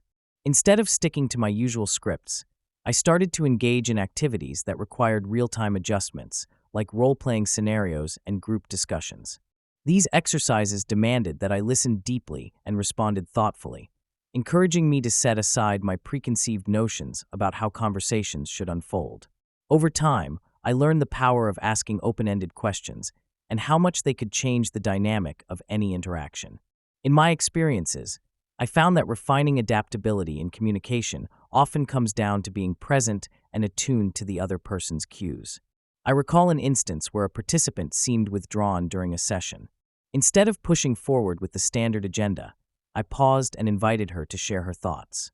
This simple shift opened up a floodgate of meaningful dialogue, not only for her, but for everyone in the group. These moments taught me that adapting our communication isn't just about technique. It's about truly connecting with others and creating an environment where everyone feels valued and heard. Reflecting on my journey through adaptive communication, I often think back to the varied interactions I have had. There have been times when everything clicked and conversations flowed effortlessly. But there were also moments of misunderstanding where the words seemed to dance past each other. Each experience shaped my understanding of flexibility in interactions. I learned that it's essential to remain open to change and to be willing to shift my style based on how others respond. It reminded me that adaptability is a two-way street. It requires not just my adjustments, but also the mutual willingness of others to engage in a shared dialogue. I often remind myself that empathy plays a crucial role in these reflections. During a particularly challenging discussion with a colleague, I felt frustration bubbling up due to our opposing views. However, I took a step back, reminded myself of the importance of understanding their perspective, and chose to approach the conversation from a place of compassion. This pivot created a safe space for my colleague to express their concerns, ultimately leading to a richer, more enlightening dialogue. It instilled in me the belief that flexibility in communication allows for deeper connections, fostering an environment where everyone's voice can shine. Practicing this empathetic communication not only enriches our interactions, but also enhances our daily relationships. One practical approach to enhance adaptive communication is to consciously practice active listening. The next time you engage in a conversation, challenge yourself to listen more than you speak. Reflect back on what you've heard and ask clarifying questions. This simple technique can help you become more attuned to others' needs and will significantly enhance your ability to adapt during conversations. Chapter 17: The Inner Dialogue, Mastering Self-Talk. How your internal communication shapes your external interactions. Self-talk is an internal dialogue that plays a crucial role in shaping our confidence levels and the way we express ourselves in conversations. I remember a time when I was preparing for a big presentation. Nervous thoughts raced through my mind, and I could feel the weight of self-doubt taking hold. I began to realize that the narrative I was telling myself, focusing on all the negative possibilities, was affecting my ability to communicate effectively. When I caught myself saying, "What if I mess up?" I had to take a step back and shift my inner dialogue to something more supportive, like, "I have prepared well, and I can handle this." With practice, I learned that this adjustment helped me project a more confident demeanor in my delivery. The way we speak to ourselves can either empower us or create barriers, and recognizing this can change the dynamics of our interactions with others. Negative self-talk often creeps in when we least expect it, particularly during interactions that matter most. I recall a situation where I was having a conversation with a colleague, and I noticed myself thinking, "They probably think I'm not good enough." This thought didn't just sit quietly in my mind. It seeped into my tone and body language, creating an invisible wall between us. I realized that these patterns in my self-talk had become a habit that was sabotaging my ability to connect authentically with others. To counteract this, I began to keep a journal, noting down these thoughts whenever they arose. Over time, I learned to replace those sabotaging phrases with affirmations. Repeating to myself, "I bring value to this conversation," transformed my interactions, opening up paths for deeper, more genuine connections. By being aware of how negative self-talk can influence our behavior, we can take steps to change the narrative and foster better connections. Understanding your inner dialogue is crucial to enhancing your communication skills. Take some time each day to reflect on what you're telling yourself, especially before important conversations. Challenge those negative thoughts and replace them with positive affirmations that align with your goals. This simple practice can create profound changes in the way you interact with others. Techniques for shifting from self-criticism to self-empowerment. Transforming our inner dialogue can feel like an uphill battle, but it's truly possible with intention and effort. At times, I found myself stuck in a loop of self-criticism, where every mistake was magnified and every achievement felt overshadowed by the narrative that I wasn't enough. I started exploring strategies to nurture a positive inner voice that encourages growth, focusing on the moments that challenge this critical nature. For instance, every time I caught myself thinking something negative, I made a conscious choice to replace that thought with something constructive. Instead of saying, "I can't do this," I began reframing it to, "I'm learning how to do this." This subtle shift opened up a world of possibilities. It was a practice not just of words but of energy, as if I were feeding a garden in need of light and water. I began to turn my attention to small wins and the learning experiences that followed failures, celebrating the growth that came from both sides. As I dived deeper into this process, I discovered the efficacy of affirmations and supportive inner dialogue. Repeating positive phrases became a daily ritual, like brushing my teeth or having my morning coffee. It felt strange at first, almost like a performance. I would look at myself in the mirror and say, "I am capable," or "I am enough," while the inner critic tried to throw doubts my way. But slowly, those affirmations began to chip away at the self-doubt I had accumulated over the years. I turned it into a habit, filling my mind with supportive messages that felt more aligned with who I truly wanted to be. I began to notice changes not only in how I spoke to myself, but also in how I approached challenges. Instead of being paralyzed by fear, I felt a sense of empowerment bubble up, ready to tackle the tasks ahead. One of the most compelling parts of this journey has been the realization that self-empowerment isn't just a mental exercise, but a holistic experience. It almost felt like I was rewriting the script of my life, choosing the roles I wanted to embrace, and letting go of those that no longer served me. Invoking kindness in my self-talk has not only allowed for personal growth, but has cultivated a more profound sense of compassion for others. I encourage anyone considering this shift to start small. Write down a few affirmations that resonate with you, and find opportunities to speak them aloud without hesitation. Embrace this journey of transformation, acknowledging that each step taken towards self-empowerment is a testament to your resilience and strength. Journaling exercises to refine your inner voice. Engaging in reflective journaling practices allows me to fortify my positive self-talk. It's like having a conversation with myself, but one that is filled with kindness and understanding. Every entry starts as a blank slate, inviting me to pour out my thoughts without judgment. I often begin by taking a moment to breathe deeply, letting the noise of the day fade away. I write about my feelings, acknowledging both the highs and lows. This practice doesn't just help me recognize my emotions, but it also prompts me to challenge negative thoughts. Instead of letting them linger, I rewrite them into affirmations. For example, when I catch myself thinking, "I can't do this," I pause and transform it into, "I am capable and resilient." The power of shifting my inner dialogue is profound. It begins to shape how I view myself, infusing my self-talk with positivity. Creative writing prompts open the door to exploring and expressing my true self. I remember one quiet afternoon when I stumbled upon a prompt asking me to describe a moment I felt utterly free. I let my pen glide across the paper, and soon, I was lost in the memory of standing on the beach, waves crashing around me, the sun warming my back. I wrote passionately about the thrill and the immediacy of that moment, capturing the essence of pure joy. Prompts like these help me uncover layers of my identity. They coax out thoughts I've hidden away, revealing desires and dreams I might have overlooked. Sometimes, I write letters to my future self or to someone I admire, exploring emotions tied to hope and inspiration. These exercises remind me that my voice matters, and that expressing my thoughts can be liberating and enlightening. As I delve deeper into journaling, I discover practical ways to refine my inner voice continuously. One invaluable tip is dedicating a specific time each day for this practice. It doesn't have to be long. Even 5 minutes can make a difference. The key is consistency. I also find that setting a comfortable space, perhaps a cozy corner with soft lighting or a favorite chair, makes the experience more inviting, allowing my thoughts to flow effortlessly. Writing regularly not only strengthens the bond with my inner self, but also enhances my self-awareness, encouraging me to embrace who I am and who I aspire to be. So, pick up a journal, find your rhythm, and let your thoughts pour out.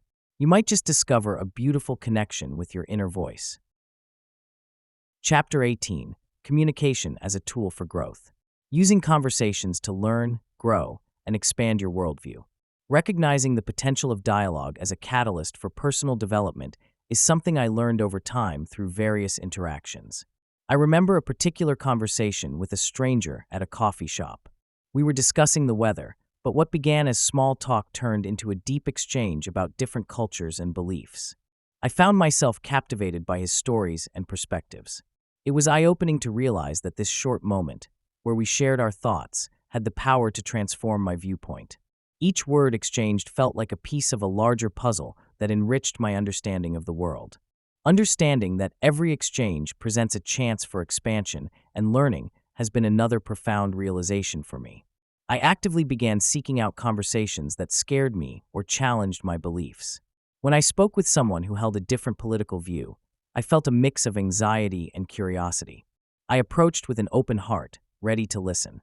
Instead of feeling defensive, I discovered that hearing their perspective made me reflect on my own values. Learning happens in those spaces of discomfort, in those dialogues that push us beyond our comfort zones. Those moments are opportunities to expand not just our knowledge, but our empathy and understanding of others' lives. Next time you engage in conversation, remember to be present and open. The art of listening is just as crucial as sharing your own thoughts. Take a moment to reflect on what you hear. You never know how a simple exchange might inspire you or change the way you see the world. People are often full of wisdom, just waiting to be shared. Approach each conversation with curiosity, and you'll likely find unexpected paths to growth. The power of reflective communication. Revisiting conversations to extract lessons. Reflective communication starts with the powerful act of revisiting our past conversations. I often find myself pondering moments that felt significant or even awkward. As I think back, I can discern patterns in how I communicate and how others respond. For instance, during a recent discussion with a close friend, I realized that my eagerness to share my opinions sometimes overshadowed her thoughts. This reflection illuminated something crucial about my interaction style. I can be exuberant, but I may also unintentionally dominate the conversation. By taking the time to analyze these exchanges, I uncover valuable lessons about my own behavior and the dynamics at play. Did I interrupt too much? Was I genuinely listening, or merely waiting for my turn to speak?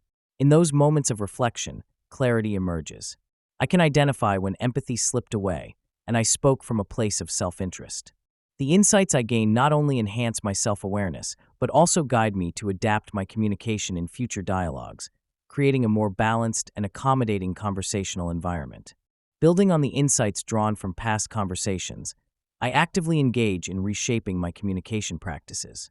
It involves more than just acknowledging my weaknesses. It's about recognizing the power of active listening and showing genuine curiosity. As I approach future conversations, I consciously remind myself to seek understanding. I ask questions that invite others to share their perspectives, creating a safe space where dialogue flows openly. One particularly memorable conversation stands out.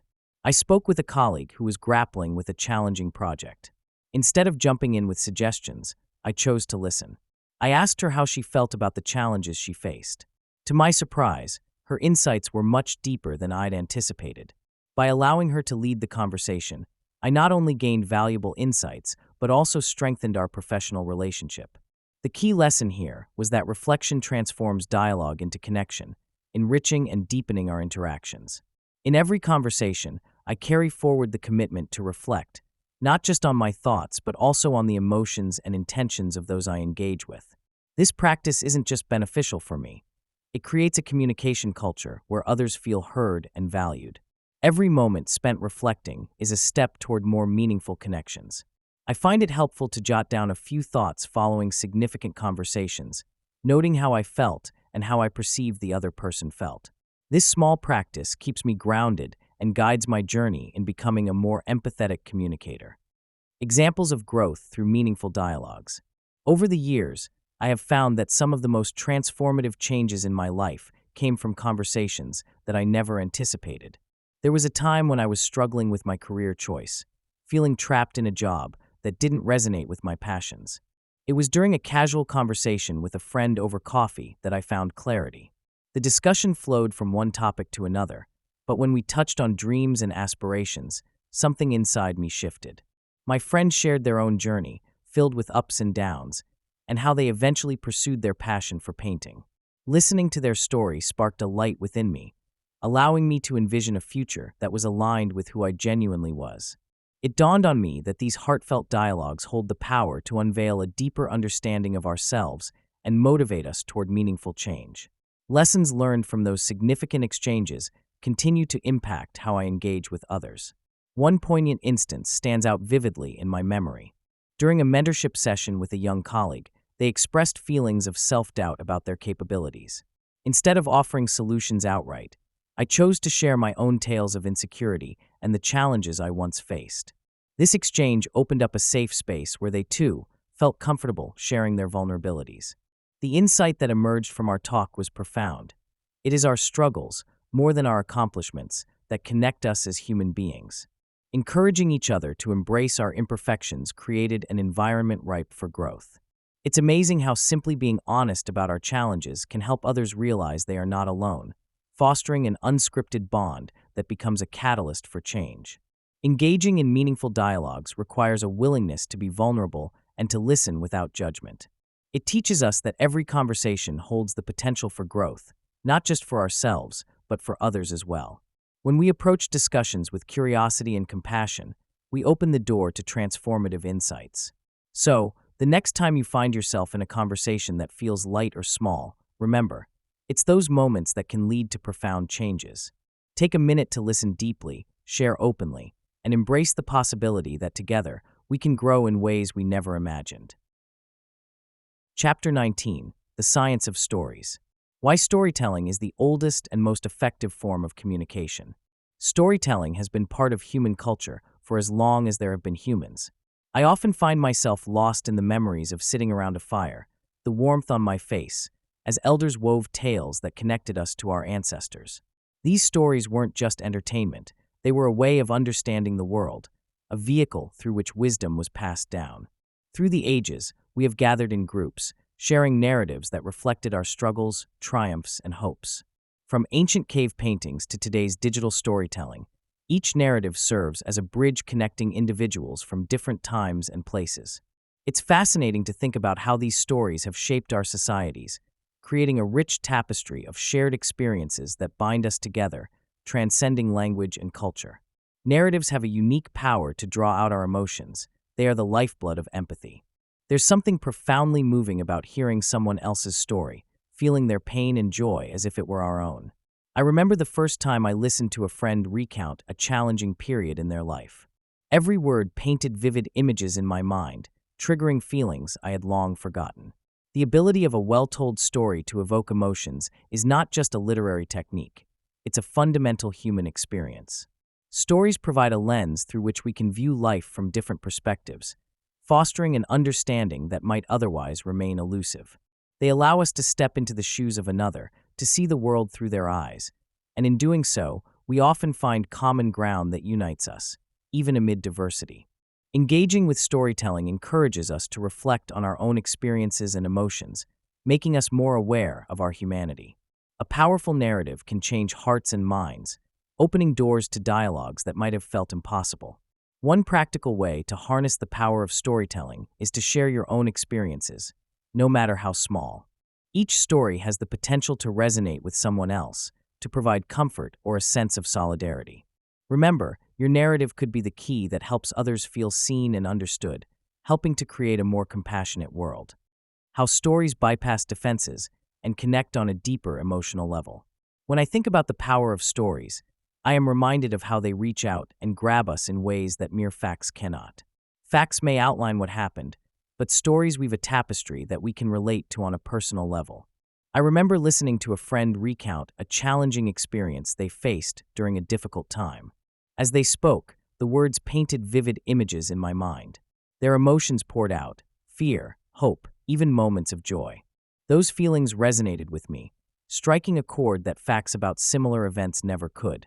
The personal narratives allow us to step into someone else's shoes, giving us a sense of connection that is both profound and meaningful.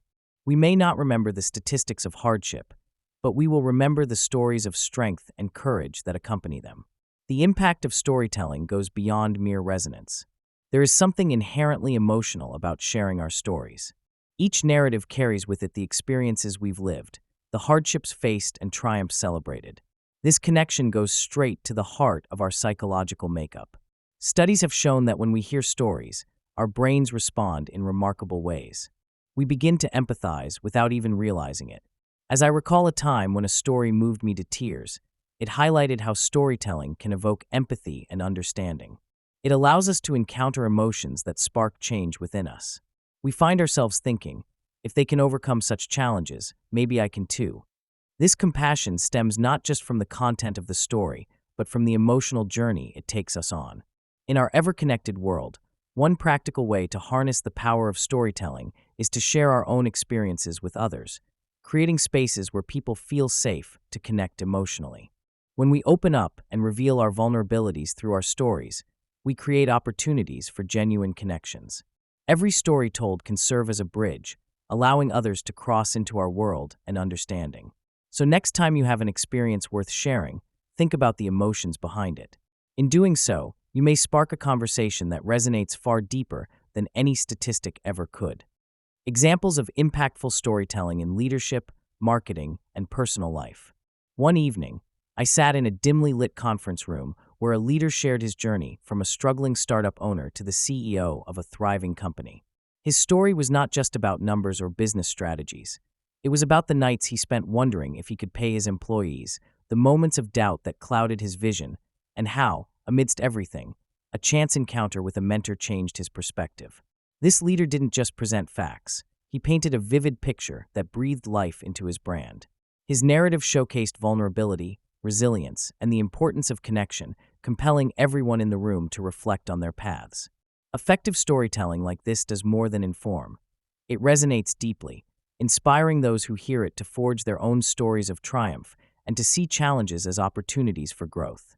In my own life, I have seen the power of shared experiences in shaping our perspectives. During a community meeting, a mother spoke about her struggle to bring a safe space for her children in a neighborhood filled with challenges. As she narrated incidents that tugged at my heart, I could feel the weight of her emotions. Her journey from despair to empowerment, fueled by her commitment to her community, left a lasting impact not only on me but on everyone present. These personal testimonials serve as a reminder that our stories hold the ability to connect us on a profound level. When we share our journeys, we ignite a spark in others, allowing them to find solace and inspiration in our vulnerability. It teaches us that every life experience, whether filled with joy or hardship, carries a lesson worth sharing. In witnessing how stories, both personal and professional, create bridges between people, I have come to appreciate the strength of storytelling in everyday life. When we open up and share not just our successes but also our trials, we invite others to do the same. This creates an environment of empathy and compassion, where connections flourish, and we all come to understand that we are not alone in our experiences. A practical tip to harness this power is to regularly set aside time to reflect on your own journey. Consider what moments have shaped you, what you learned from failures, and how those learnings can inspire others. Craft your narrative, be it for a presentation, a social media post, or simply a conversation over coffee. Each story, when shared authentically, has the potential to resonate deeply, fostering connections that elevate us all. Chapter 20. Crafting your personal narrative. Discovering and refining the story you tell about yourself. Each life is a tapestry woven from experiences, emotions, and choices. To embark on the journey of uncovering your personal narrative, begin by reflecting deeply on your core values and beliefs. What moments have shaped you? Think back to the times when you felt most alive, excited, or even challenged. Understanding these pivotal moments can reveal the underlying themes that define your story. Write down your thoughts. Let them flow without judgment. By doing this, you're not merely recording events, you're unmasking the essence of who you are. Consider the struggles you've faced and how they've influenced your perspective. Connecting these experiences can illuminate the threads that bind your narrative together. As you explore these reflections, allow yourself to be vulnerable. Share your feelings with a trusted friend or therapist, creating a safe space to articulate your experiences. This conversation can unearth insights you might not realize were there. Engaging with others can offer fresh perspectives, helping you see the significance of your journey in a new light. Remember to embrace the complexities of your narrative. No story is without its contradictions and struggles, and these elements contribute to the richness of your tale. Recognizing the beauty in your imperfections allows you to appreciate the authentic narrative you possess. Once you have identified the core elements of your story, the next step is to articulate them in a way that feels genuine to you. Start by crafting a rough outline of your life story, focusing on the key themes you've uncovered. Use descriptive language that resonates with your feelings and experiences, painting vivid pictures with words to engage your audience. Experiment with different storytelling structures, maybe starting with a powerful moment and then weaving back to earlier experiences to show how you arrived there. Consider the tone you want to convey. Your story is uniquely yours, and whether it's filled with humor, sorrow, or hope, find a balance that feels natural to you. It can be helpful to read your narrative out loud. Hearing your own words can bring clarity and allow you to catch awkward phrases or areas that need more emotion. Additionally, don't hesitate to share your story with others. Feedback can be invaluable. It can help you refine your narrative further, ensuring it resonates with authenticity. Lastly, remember that your story is a living document.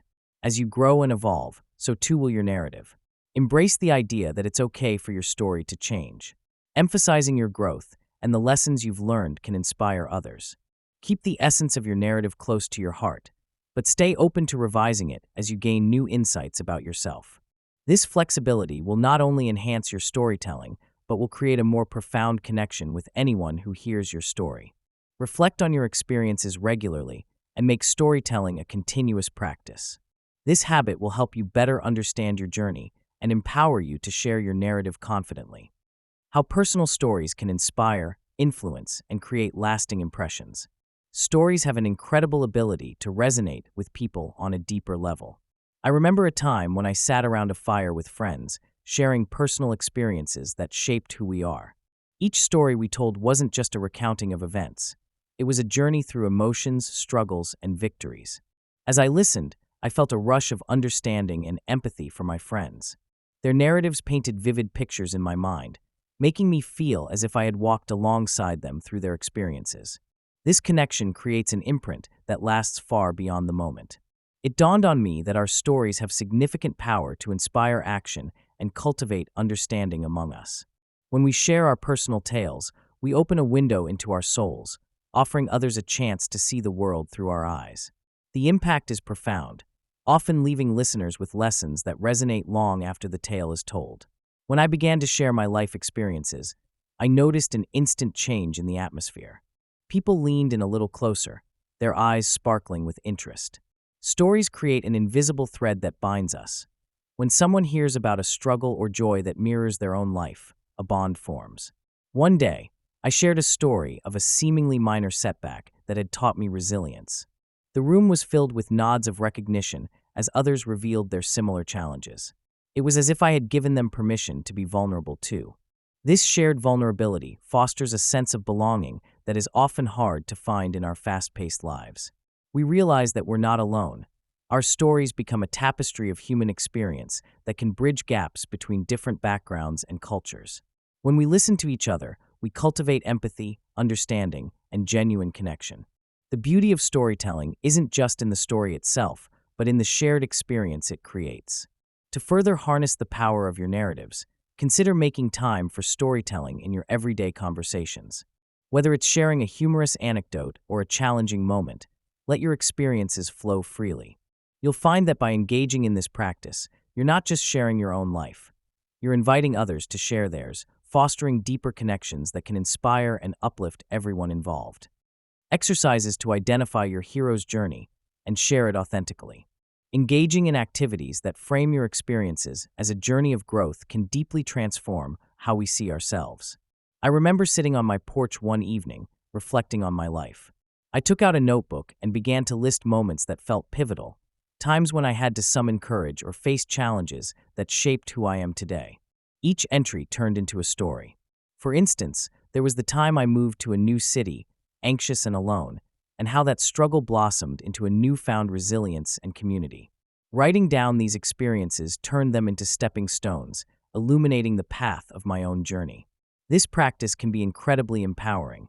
It encourages you to see your life through the lens of a story, rich with lessons and insights.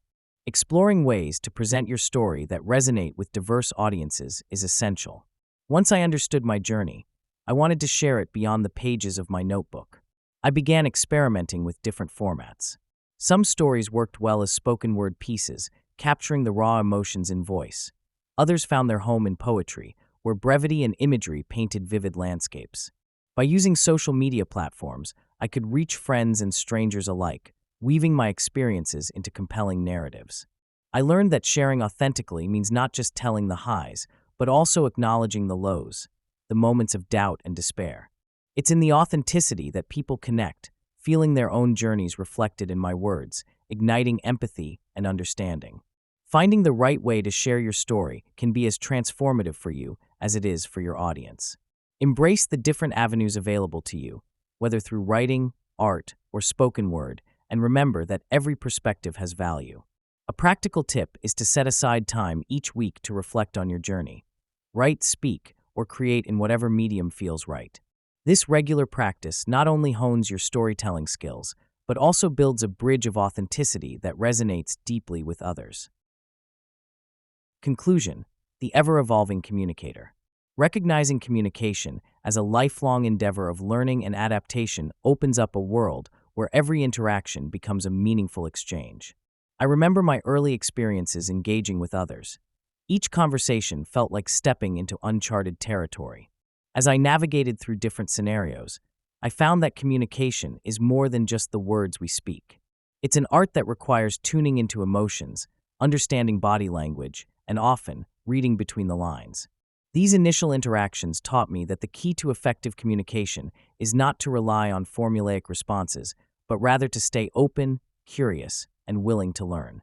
Each encounter is an opportunity to refine our skills, to break through the barriers we might create for ourselves with preconceived notions. Over time, I realized that the more I acknowledged my own vulnerabilities and the imperfections in my understanding of others, the more I could connect with them.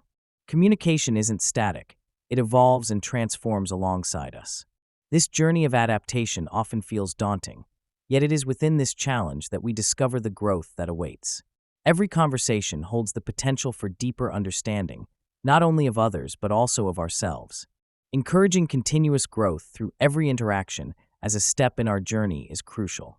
I vividly recall a conversation that started with frustration and misunderstanding, but through active listening and genuine interest, it transformed into an enlightening exchange. In that moment, I understood how each dialogue could teach us something new. By embracing each interaction as a learning experience, we dismantle the walls we tend to build around ourselves. This approach allows us to embrace empathy and compassion deeply. Each individual has a story, a perspective shaped by their own experiences, and every interaction can be a bridge leading to new insights. Fostering this mindset relentlessly pushes us to step outside our comfort zones. It encourages us to ask questions and seek clarity, to be less judgmental and more understanding. This continuous growth isn't just beneficial, it's necessary for nurturing relationships and enriching our lives. Holding on to this perspective turns every stumbling block into a stepping stone, not just for ourselves, but for those we engage with. Embracing communication as a journey of growth makes each moment more fulfilling. In this vast landscape of communication, it's essential to remember that our experiences are interconnected. The more we commit to this path of constant improvement, the more profound our connections become. We can enhance our conversations and relationships by being aware and attentive. A simple practical tip to incorporate this mindset is to take a moment before any interaction to reflect on what you might learn from it. Approach every discussion with an open heart and a willingness to explore. This shift in perspective can make a significant difference in how you engage with the world around you. Every encounter holds a potential that often goes unnoticed. When I reflect on my own life, it becomes clear how many moments transformed me simply because I chose to engage deeply with someone or something. A passing conversation with a stranger, a shared smile with a friend, or even a challenging moment with a colleague can serve as a canvas for growth. These encounters push us to think beyond our own perspectives and inspire us to connect with the world around us. I remember a time when I was feeling particularly down, and a stranger complimented my shoes while we waited at a bus stop. It was such a small thing, yet it lifted my spirits in an unexpected way. It taught me that even the simplest interactions could create a lasting impact, reminding me to stay open to these little sparks of connection that foster growth and warmth. Understanding that our actions can create ripples is something I find incredibly empowering. When I act with kindness, it doesn't just stop with the recipient, it radiates outward in ways I might never see. I recall a moment when I helped an elderly woman carry her groceries across the street. To me, it was just a simple act of kindness. What I didn't realize was that a nearby teenager was watching. He smiled at my act and later shared the story with his friends, inspiring a chain reaction of compassion among them.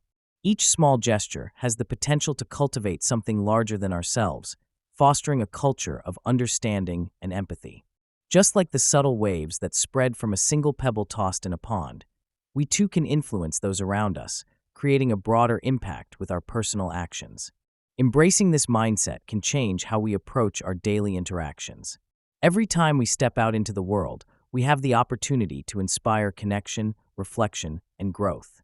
I've found that fostering this habit can create a profound shift not only in our lives, but also in the lives of others. Remembering to listen more, to show gratitude, and to offer support can become natural tools in our toolkit for connection. Each of us holds the power to influence the atmosphere around us and elevate the collective experience. By simply being present and open, we can turn everyday moments into meaningful exchanges that enrich our lives and those of others. As we close this journey through the master key to communication, Unlocking Human Connection and Influence. I hope you've discovered that communication is more than just words. It's the very fabric of connection, understanding, and influence in our lives. Whether through empathy, nonverbal signals, or the power of storytelling, every interaction is an opportunity to bridge gaps, build trust, and leave a lasting impact. Remember, communication is both an art and a skill, one that evolves with practice, reflection, and intention. The tools and insights shared in this book are meant to empower you to connect more deeply, navigate challenges with confidence, and inspire those around you. As you integrate these principles into your daily life, may you find that the true essence of communication lies not only in being heard, but in hearing others, in sharing your truth while holding space for theirs, and in using your voice to create understanding and harmony in every aspect of your life. Thank you for allowing me to be part of your journey. Communication is the key, and now you hold it in your hands. Here's to unlocking the potential of every conversation and the possibilities that await when we truly connect. Warm regards, Mindful Literary.